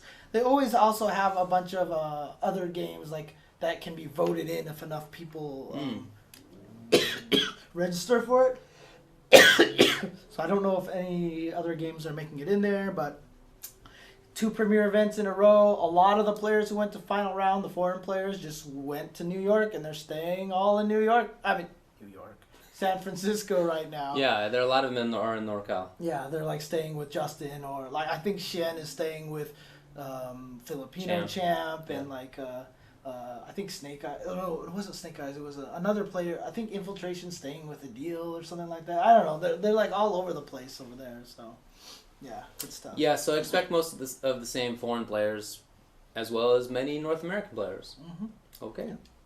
So exciting times coming up. Good stuff.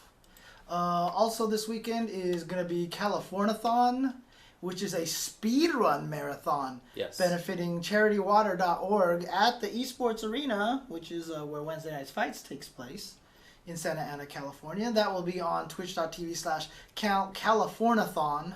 Doesn't roll off the tongue as well as... It's a good written name. Yeah. Pronunciation is a little funky. Yeah. Like Californication obviously sounds like it flows off there a little bit more. I don't like it. I never liked that song. Really? Yeah, I don't like that band.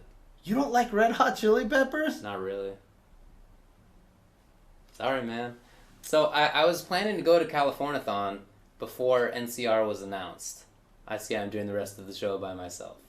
I was planning to go to Californiathon, but unfortunately NCR came up. So if anybody else is in SoCal and was as interested in speedrunning as I was, having watched a lot of the GDQs, highly recommended checking it out. And in part, it's on this list because some of the people involved are current or ex fighting game players. Dude, you have no idea. Give me the milestones. Looks like I'm running the show. I'm running the show now. Red Hot Chili Peppers is one of my karaoke staples. I start like every session with a Red Hot Chili Peppers song. I see. Which one? Different one every time. Okay. Well, some of them are bad. So. Hey, have I ever told you the story about how my buddy had a soundstage where Red Hot Chili Peppers secretly trained? Really? Yeah. Dude, that's so sick. In Santa Monica. So they were making a comeback tour. Uh-huh. I don't know, was this a few years ago? Okay. Something like that. Uh-huh. I don't know anything about the band. But apparently they were making a comeback tour. And they wanted a place to train where nobody would know. To practice.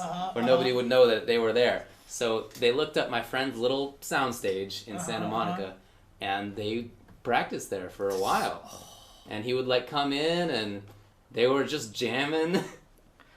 He said it was awesome, dude. Dude, come on. How can you hate... One of the band members of Red Hot Chili Peppers was part of Biff Tannen's group of thugs in Back to the Future. I know that. They're always both at Lakers games. They're awesome. They're big Laker fans. At least Anthony Kiedis and Flea are always there. So you know what he said was that Flea was the guy who was running things a lot. Okay. Like Flea in the practice sessions. Flea would be the one who got there early and he would set up and he would get everybody going all right guys, it's time to practice. And that the lead singer Anthony Kiedis, yeah. That he was just kind of spacing out. What's up, guys? See, now all I just want to do is just sit here and sing Red Hot Chili Pepper songs. So. Well, I'm so mad right now. Anyway, please check out Californiathon, twitch.tv/Californiathon. I earlier tweeted a link to the schedule of games. Oh, cool. Okay. You can check it out there. I really wish I could go. Hopefully they do it again, so that maybe we'll be able to go in the future. Mm-hmm. Well, some news of some... I didn't make any of that story up. That was all real. I'm telling you. It was called the Dirt Cheap Soundstage. Look, admittedly, they probably were the best during Blood Sugar Sex Magic, right? Which was one of their earlier albums. That album is, to me, still one of, I love that album so much. It's so good. Yeah, no, it sucks to me to know that's considered dad rock now. Oh, dude, yeah. Dude, right? Those are the oldies, buddy. God, man, that's just that blows my mind right now. Because I was listening to that in high school, right? Yeah. So to me, that's the significant years, high school, college. That's when I was listening to them. I so hear you. They were during my. It's always when you're at the end of high school and college where music plays that big of a role in your life, and that was. It's anyways, true. Okay. I'm more of a Roller Girl fan. What? Don't worry about it. All right. See, at least when I say I'm a big fan of They Might Be Giants and people say that they're an old band, yeah, they're super old. I mean, seriously, they must have like some sort of Guinness Book of World Records at this point for the number of songs that they've actually written, because they've been playing forever and they write so many just like throwaway songs and such. So, any case. So, in Korea, Spot TV Games announces Street Fighter V Crash, or Street Fighter 5 Crash. So South Korea, they're a big esports, Right. yeah, organization, country, I should say. And so Spot TV is actually, or SPO TV maybe, I don't know if it's what it's supposed to be, but they're going to be doing Street Fighter 5 Crash, which will run from April 10th to June 5th at Seoul's Nexon Arena. Nexon Arena. Huh? Interesting, yeah. A company that I used to work for has a whole arena over there. Yeah, Jesus, that's cool, man. I have no idea. Okay. But what is this for? Those interested in joining, iPlay Winner has a copy of the registration form available for download, so you can fill it up and send it to them directly. So that'll be really cool. Cool. Street Fighter 5 in Korea. That is cool. That's right. Yeah, same people who made Tekken Crash. That makes total sense. Yeah, Oh, yeah, okay, yeah. okay. Also, in April, so every year there's always Spring Fighter, right, which takes place at NYU. It is NYU, right? Yeah, NYU so, Games yeah. Center, and they always do an interview there. Like Seth had Daigo there before he interviewed, and Arturo always streams this event. There's a tournament there. Whoever wins gets to go to Evo. They're the ones that handle that get the sponsorship, not the sponsorship, scholarship. Right. From the Evo, for the people who subscribe to the Evo Twitch chat and such. This year, Seth Killian is interviewing Ricky Ortiz there. So that's going to be super cool. That's a really cool idea. I really would like to watch that. So For sure. I'm assuming it's going to be streamed by Arturo again, but we'll see what happens. So, but that will be on April 2nd. At the Metro Tech Center in Brooklyn. Again, you can check out for some more information at gamecenter.nyu.edu/event. And I'm sure from there you can find a link to Spring Fighter 2016. Cool. So that's all I have for for event news. Okay. So let's move on to some game news, shall we? Really weird looking character was announced for KOF, I should say, King of Fighters 14. Sylvie has joined the battle. She's like an amalgamation of Platinum, the Trinity, and Shumagorath. Am I wrong? No, I guess you're right. I just hadn't thought about it. It's a funny way to put it. You gonna put it up on the? Yeah, I'll try to put it. Actually, you know what? there. They can watch me build it because it's more fun that way. Sure. Part 1. Yeah. Screen capture. There we go. So here we go. Here's Sylvie, who looks like Platinum the Trinity mixed with Shumagorath. Not sure if she's having a good time or not in that picture. She looks. You know what it looks like? It's one of those people who doesn't know how to smile for photos. Right. Like yeah. they just look really awkward when they try to smile, But here's the teaser trailer. I mean, do you think we could play this or? Yeah, I just mute it, but Okay. whatever. Internet rules. Yeah, I know. I think it's gonna be slightly cut. Yeah, it's because, cut. It's a little off, but I'll center it here. So, very interesting looking character. Yeah, there's just 2 giant eyeballs sitting on the side for no reason. And apparently she's part of the Nests organization, so she's like super powerful. Sick. Yeah, it was Kay and Kula. They announced. Hey, Maxima, my dude. Yeah, man, I'm in there with Maxima. Billy. Choi, alright. I mean, we already knew these things. Yeah. It's cool. Chang, I already knew he was in there. King.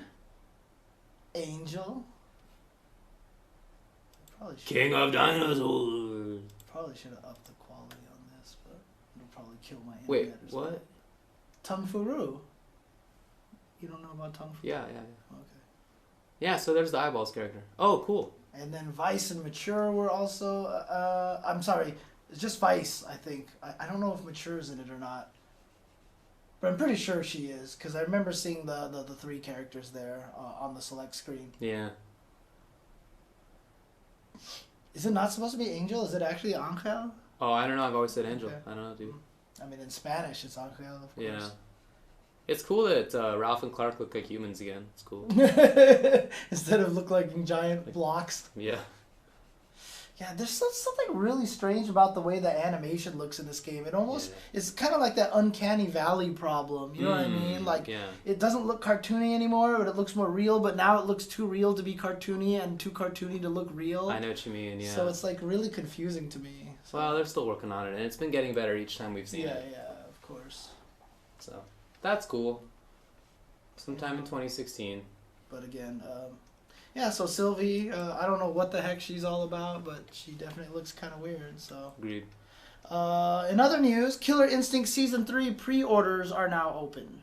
So again, remember that's coming out on Xbox One and on PlayStation, PC, I should say, and it's cross-buy. So whichever you buy it on, you get it on the other one for free. Yeah. So pre-orders are ready to go. So definitely, if you are eager for all the new changes and new characters like Tusk and Kim Woo, Rash, the Arbiter, pick up Season 3. And it's really interesting, too, because did you see all the stink that happened over the new Level 4 Ender animation? Yes. So a lot of people were really mad about that. And I can kind of get it, because it's actually kind of hacky looking, to be honest with you. It looks like a PlayStation 1 fun thing, you know, like look at this funky background, you know, and that camera angle. Look, we can do camera angles. Right. Yeah, and then it like takes you out of the game, and then it snaps back, and then you're like, where were we? You know, kind of a thing. Right. But the interesting thing about it was that, you know, enough people complained about it that the devs were like, okay, we'll put in an option that lets you turn it on or off. I don't know if that'll be out. I don't think that's going to be the case when the game comes out in Season 3. I think it's going to be by default, and maybe a patch later on will be able to fix that problem. But it's cool that they listen to the community that way. So I think that's very cool, for sure. It's something that developer has done really, really well. Mm-hmm. So Season 3 starts March 29th. So it'll be out like next time we do a show. Yeah, it'll be out before Alex will be in Street Fighter V. It might be. Although they did have a server maintenance thing today where they shut down the server today, and everyone's like, they're updating it. They're updating. Could be. Yeah. Could be. Mm-hmm. We should really do another show for KI. Oh, once Season 3 comes out, yeah. That's what I mean. We need to do that. We need to do one for Pokken. Yes. We never did Nitro plus Blasters either. That's true, actually. Yeah, we should really get on those. Yeah. Tough to do right now because it's major travel season, Right, but we'll definitely get that stuff done. Everybody has good things to say about KI Season 3 so far. I'm really looking forward to trying it. Yeah. Very soon now. Yeah. A lot of interesting gameplay changes and such, but... Yeah, I know the SF5 server's back. That's what people thought when they announced that they were going to be, addressing whatever it was. One of the cool news that people talked about, we mentioned this a little bit last week, but Guilty Gear Xrd Revelator is doing something very similar to Street Fighter V. If you pre-order it, you get to play a demo of the game. So that's going to be coming out on April 5th, which will probably come out before Alex. No, I'm just kidding. But March 37th. Dude, like if the Alex comes out like on March 31st or like April 1st, that would just like there's just something about that like that would be very funny to me. Yeah, I know, right? Okay. In any case,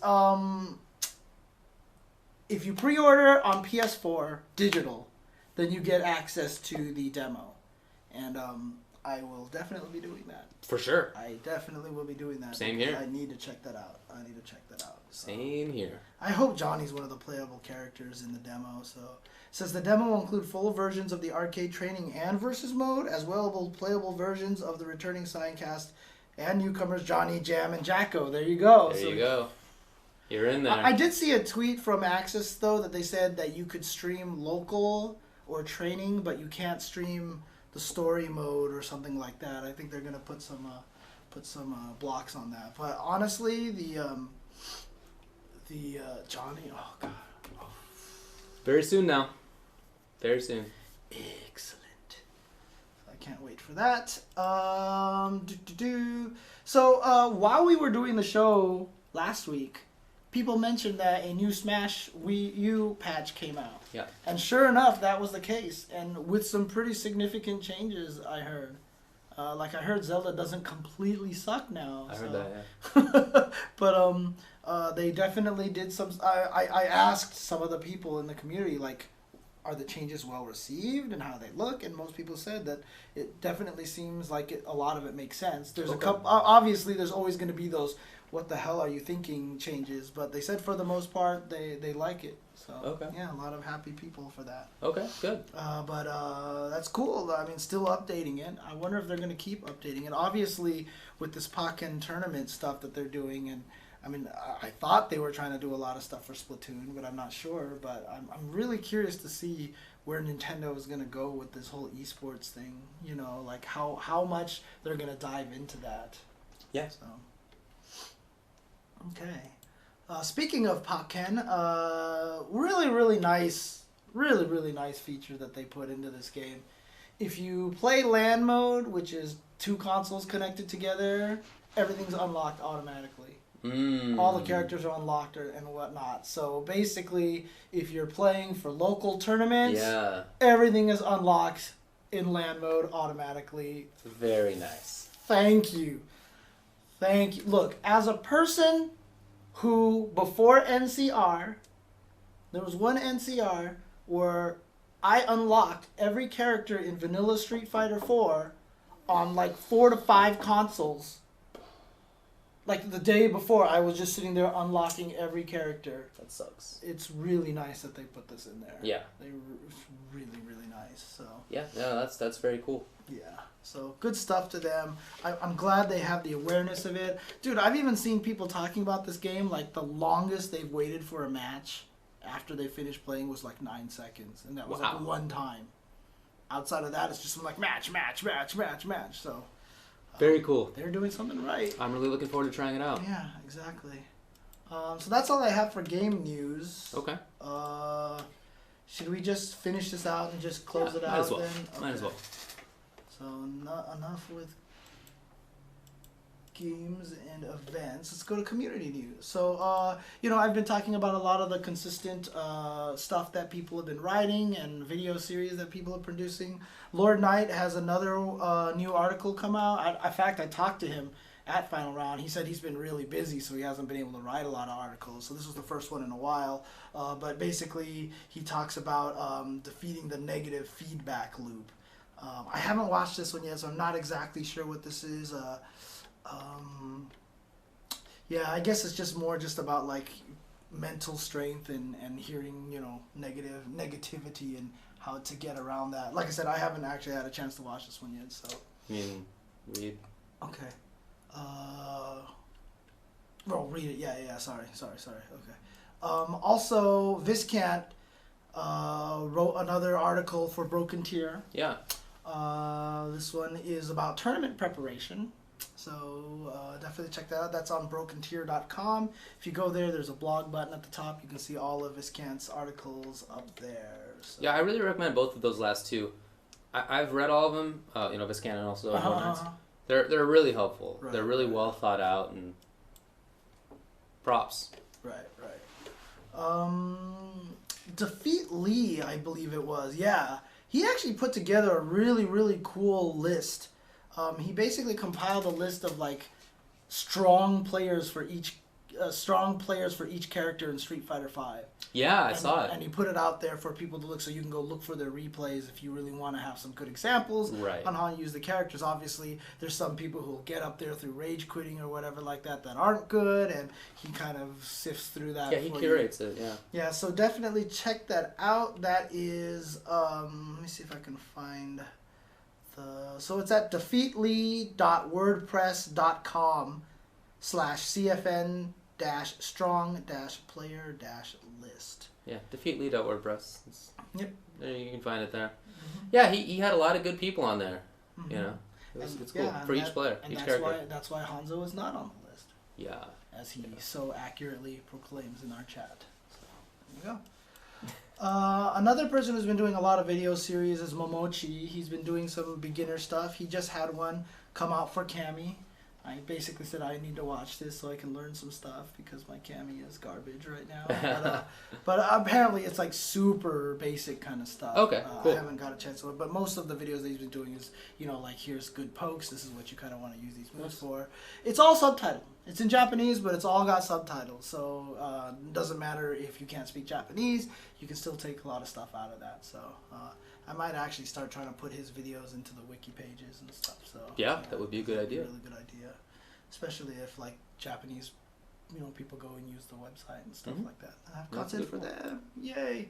Daigo on the Beast TV on his channel, Daigo the Beast TV, has actually been dispensing a lot of really interesting strategy and like mindset on how he approaches tournaments and do all this stuff. And through the aid of Giuna, who lives in Japan, he's been translating a lot of that stuff. Yeah. And so a lot of really good information out there for that. He has it. Giuna has a lot of it on a twit longer. Just go to Shoryuken.com, look up the article, learn Street Fighter V strategy from Daigo Umehara, and you'll get all the links to all the stuff that Giuna has done. So cool. Very, very cool. Shout outs to Giuna for taking the time for that. Definitely. And he also shows up to the stream a lot of the time. He's the guy who translates a lot of what they talk about live there during the stream. Yeah, it's very cool. Yeah, definitely. Street Fighter Resurrection is out now. I think the second episode is out. I think we mentioned this a little bit last week that it was coming out, but that is definitely out. So you can watch that at Go90. Apparently, they also have like a Go90 app. I haven't had a chance to watch any of it yet.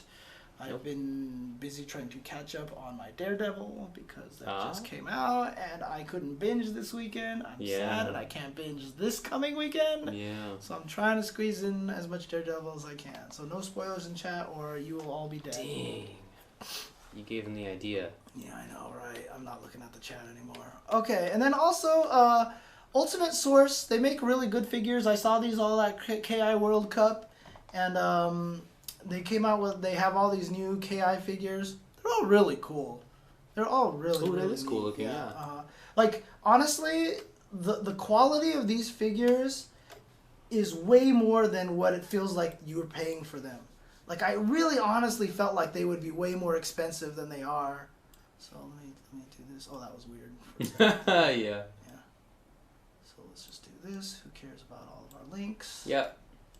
Boom, boom. So there you go. Dude, that one's so sick. That is a really cool one, yeah. You can actually change the head, too. So she has that crazy head and a more regular head. Cool. But there you go. There's Saber Wolf, and then there's Shadow Jago. But these figures are really, really nice. Justin showed a picture of this, and from far away I said it looked like he was playing DDR. Yeah. Yeah. There's regular Jago. And yeah, so there you go. Cool.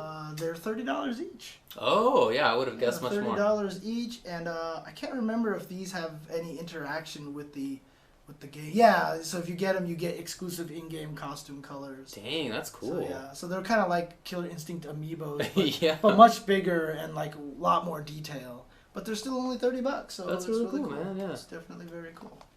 And you can check out my Google page here. Google. Well, I wanted to shout out Pig of the Hut for putting up some videos lately. Okay. For Mortal Kombat X, if anybody is interested in that. They are... So he's restarted his The Armory. Oh, right. Yeah. Okay. Which he did not do for quite a while, but he's getting back into it, and he got back into it by doing an introduction to, like, Leatherface and Tribor. Oh, okay. Neat. Okay. The new characters, so... as well as, when he runs sets a lot, and he puts his sets up on the YouTube. So check it out. It's just youtube.com/pighut. Okay, cool. Nice. Let's see if there's anything else that I had. Anything else you want to talk about? Yeah, I mean, what do you want to say about this secret Discord that... Oh, that Arturo wants to together. stand. That's right. So here's the story. Arturo Sanchez, a.k.a. Sabin, NYC Furby, is putting together a Discord chat for Street Fighter V, specifically for Western Street Fighter V players, with an eye to beating East Asia. And so he is bringing in people who he thinks are top players, people who are good at finding tech, people who can be spies in other scenes. Yo, he's being explicit about it. Are you serious? Oh yeah, I'm being serious. Jeez. And again, the goal is to get everybody together in the West and use that to defeat Japan and I guess Korea and whatever else. So, what do you think about that? I don't know if it's. I don't like the fact that it's inclusive, like exclusive. Right. That not everyone can just join in the conversation, do a lot of stuff. Because look, I remember back when the reason why I've been so big on trying to get back into the Street Fighter 4 forums, to the SRK forums, is because when Street Fighter 4 first came out, dude, I learned so much stuff from people there that weren't top players. You know what I mean? There's a lot of people out who come up with really sick tech, right? Like, none of us have seen SimSim play, but he'll probably put SimSim in there because he knows about him, right? How many SimSims out there exist that can come up with the most ridiculous tech for these characters? Sure. You know what I mean? And so it's like, you could be missing out on a lot of people who could have a good conversation about it. Look, I kept bringing up the fact that Topanga had that 2.5-hour analysis of Fang, right? Where they just sat there and just like broke down the character. That was public. They did that publicly. They broke it down, right? And they're like, oh, this is probably how you stop things like that, right? They didn't hide anything. That didn't help them, right? I don't feel like Infiltration or Tokido beat anybody because they hid any tech. No. In fact, they used tech that was not at all hidden. That nobody in the U.S. at Final Round used. The block, throw tech, jump back tech. That's not even new. It's been in other games. It's been in like every game, but we didn't use it in Street Fighter 4, but it's been in other games and figured prominently. And nobody in the U.S. used it at Final Round, as far as I saw. And it's been out there. And so my sort of concern / expectation, to be honest, is that this will be another game where North American players don't learn the tech.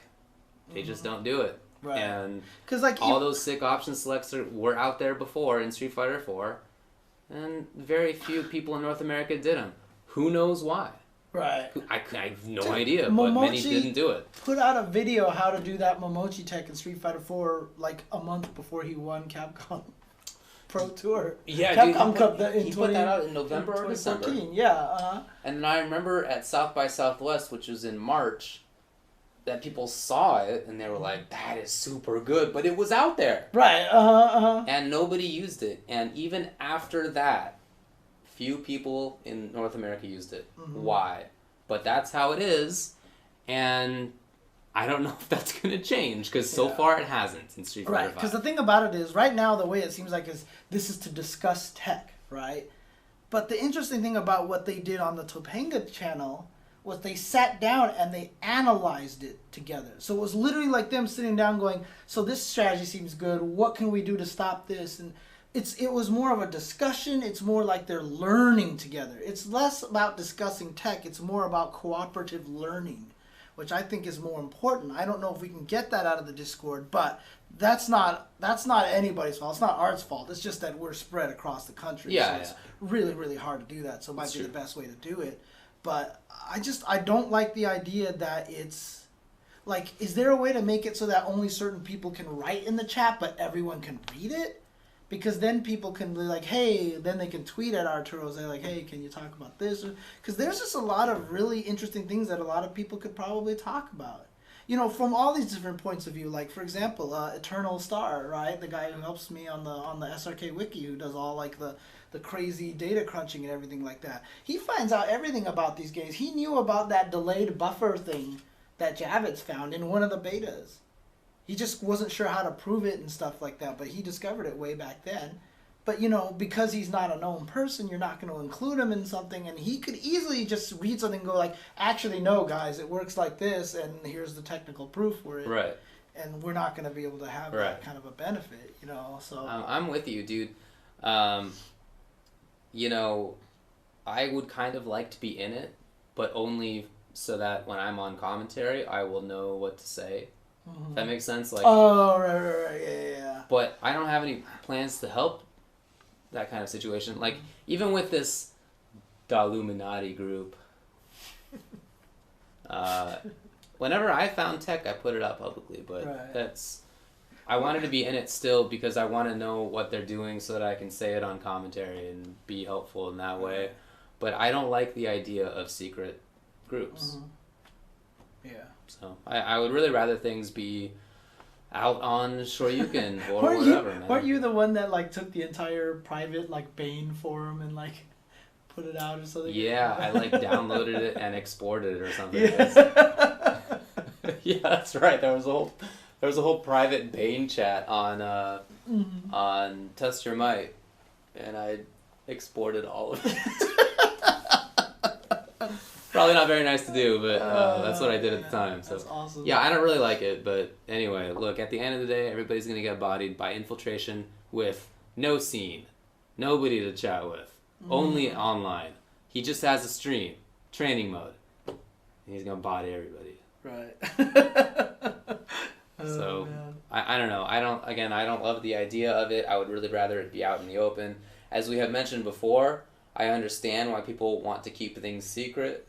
If they believe that that is a competitive advantage, money is too big now to sort of jerk around with things. And if you think that the best way to have that competitive advantage is to keep tech secret, that's up to you. And I get it.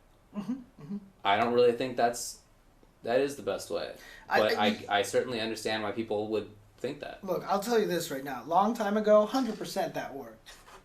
Long time ago, I mean, Vi CC help Vi take B3. You know, yeah, that totally worked back then. It's just not like that today. It's not like that today because the people that you're trying to beat don't do that. You know what I mean? That they're literally sharing tech.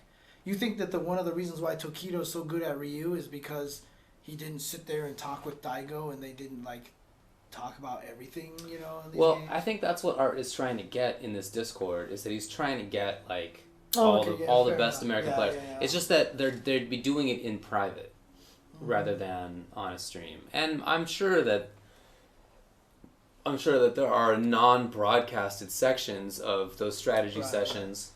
One clarification I want with to put in there. Japanese players. It's an awesome name, by the way. Shimmy Hendrix said that Daigo downloaded the Vi CC in one set. That was Alpha 3. That was a completely different thing. We're talking about Alpha 2, Vi versus John Choi. And John Choi, who had never seen the tech before, started using it against Alex Vi in the tournament. In that same set, yeah, which was ridiculous. It's ridiculous. And then Vi ended up winning by going to Sagai, who everyone thought sucked in Alpha 2, but, you know. That was a fun set. Crazy. Yeah. Well, anyway, I don't love the idea of a private Discord. I get why people would want it. I really feel like the better one is to put it out in public, but if you if you believe that you have enough of it an advantage keeping things secret, then I understand, because there's a lot of money on the line. Right. Are they scared that Japanese people are going to see the stuff? Yeah. And then, is that what they're really scared of? Well, I mean, that's part of it. Okay. Yeah. Okay. Because to be honest with you, when you're,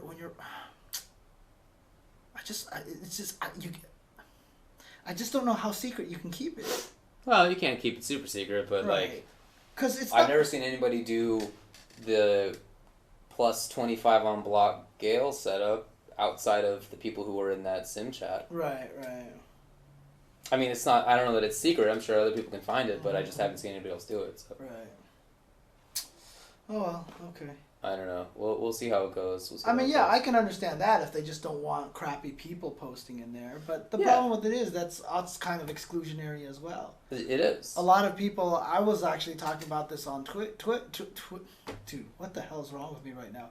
Twitter, and I said, like, let's go back to the forums, right? And then people like Josh and a bunch of other Nerd Josh and a bunch of people, like, back then I would like post stuff, and people, since they weren't known at the time or something like that, that people would be like, your stuff is garbage and lies and fake or whatever. You know, that's gonna happen everywhere, but I don't know. It's just like excluding people. I don't know if that's the right way to do it. Yeah, I'm not sure either. I'm not sure, man.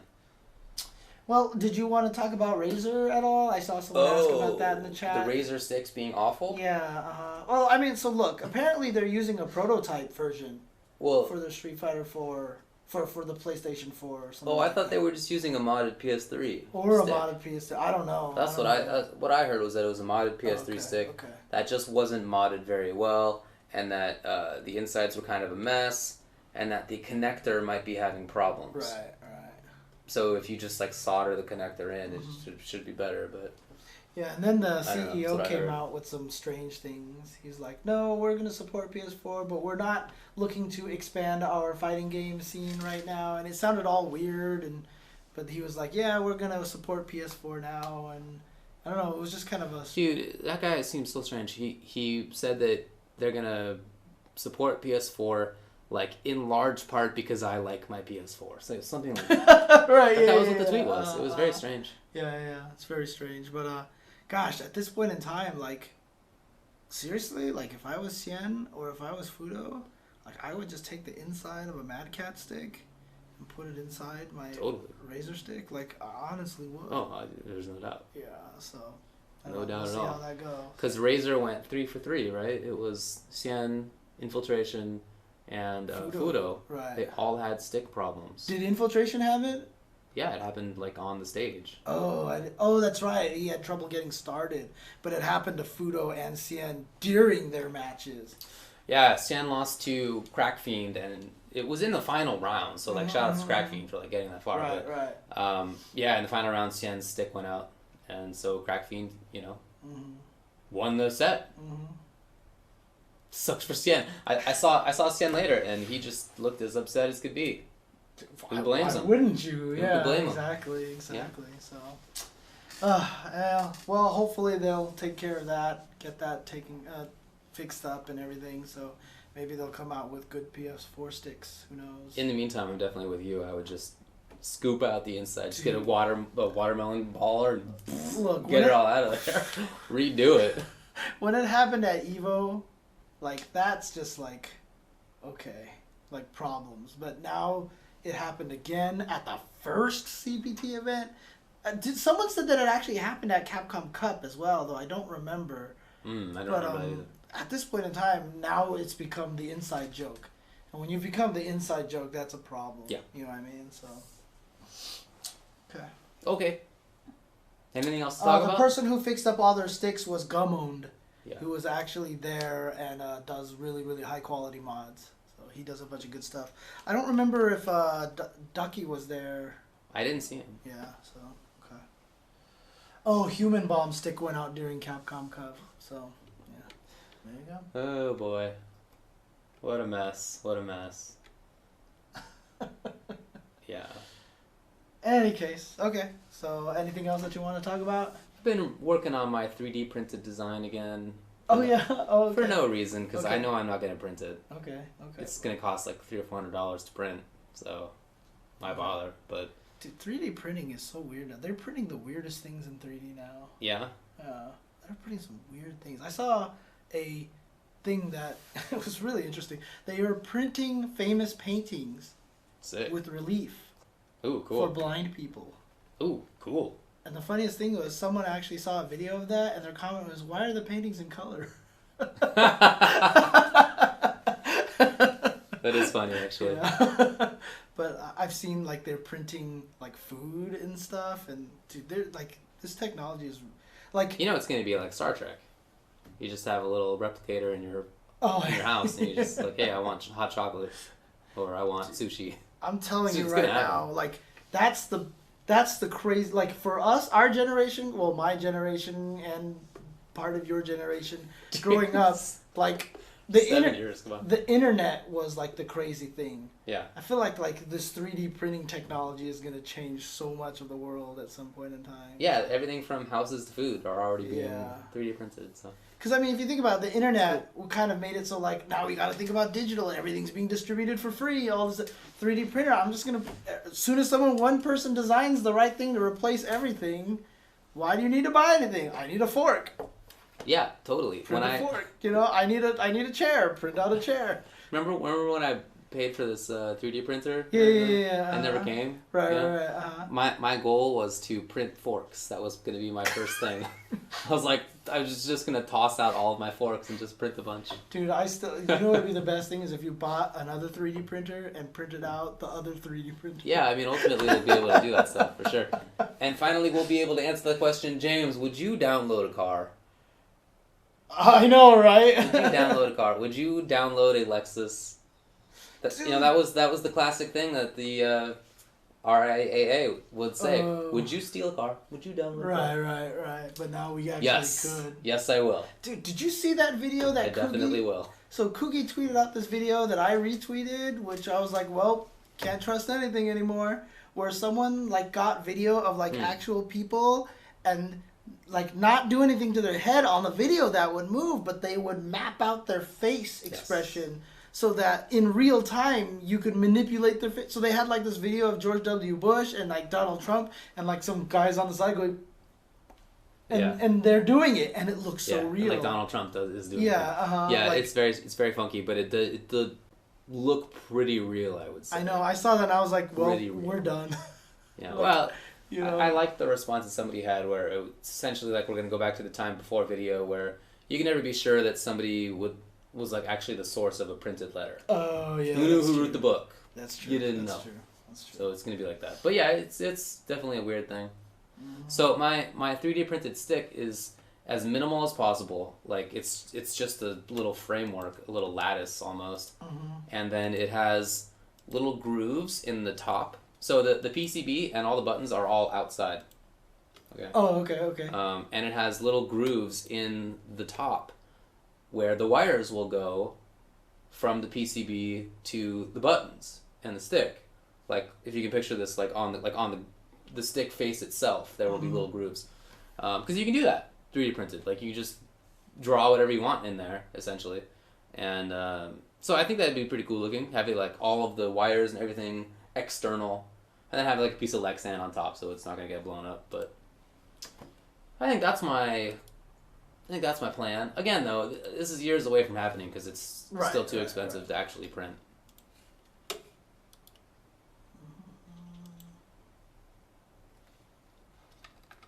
There you go. Get that. I was trying to put up the link to that video for people, so there you go. Not ignoring David. Yeah, no, I did the pricing at a local 3D printing store, about $300 to $400 currently, with material that would like actually survive banging on the stick. So, right. You know, it's a little ways off, but at some point we'll be able to do that stuff. Everyone's freaking out about that you don't have a beard. I don't have a beard. I don't have a beard like on half of these shows. Really? That's right? Oh, I don't know. I never pay attention.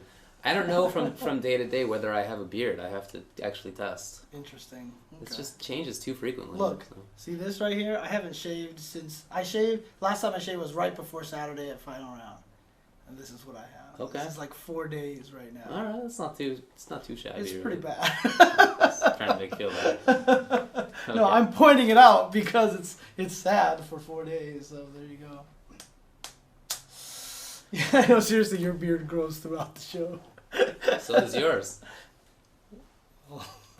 Well, you ruined that joke by being all realistic. You went Neil deGrasse Tyson on me, really, seriously. We're all mammals, James. Well, are we done here? Yeah, I think we're done. All right, cool. I need to get some food. All right. Have a good night, everybody. We'll be at NorCal Regionals doing the Street Fighter V. Hopefully we'll have time for other games, but we'll see. Yeah, I'm also going to say this. Look, I wanted to move the first attacks to Thursday so that I wouldn't cancel them coming back from Mondays. But the fact that we just came back and are just going to another tournament again, I'm really tired. I don't know if I'm going to do one this week. Fair enough. To be honest with you. So I might do another. And plus another thing, I'm super far behind on YouTube, getting them onto YouTube. So I might actually spend Thursday just processing a lot of that and stuff like that. So I probably won't do a first attack this week. Hopefully next week I'll come back with that. Okie doke. Well, okay. See you next time. All right. Peace out, everybody. Oh wait. Oh no.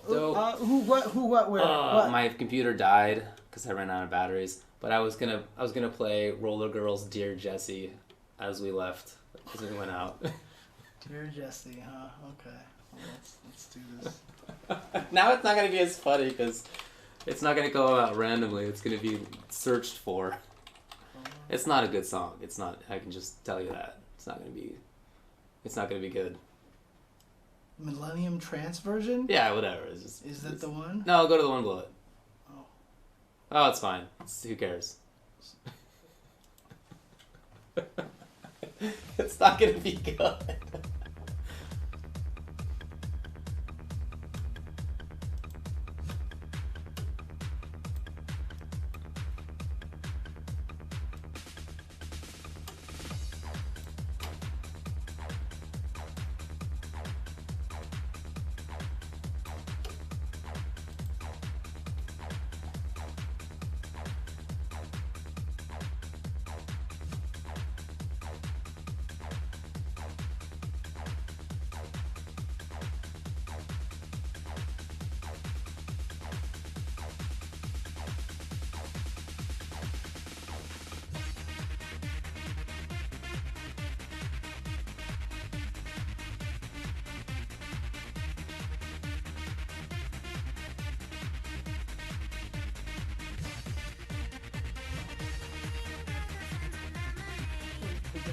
Pump it, James. Pump it, pump it.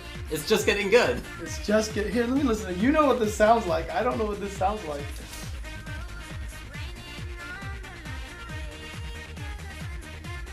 You know what? Honestly, I feel like I should be playing DDR to this. Yeah, dude. This is total DDR music. Yeah. I can just imagine going up, right, left, hop, down,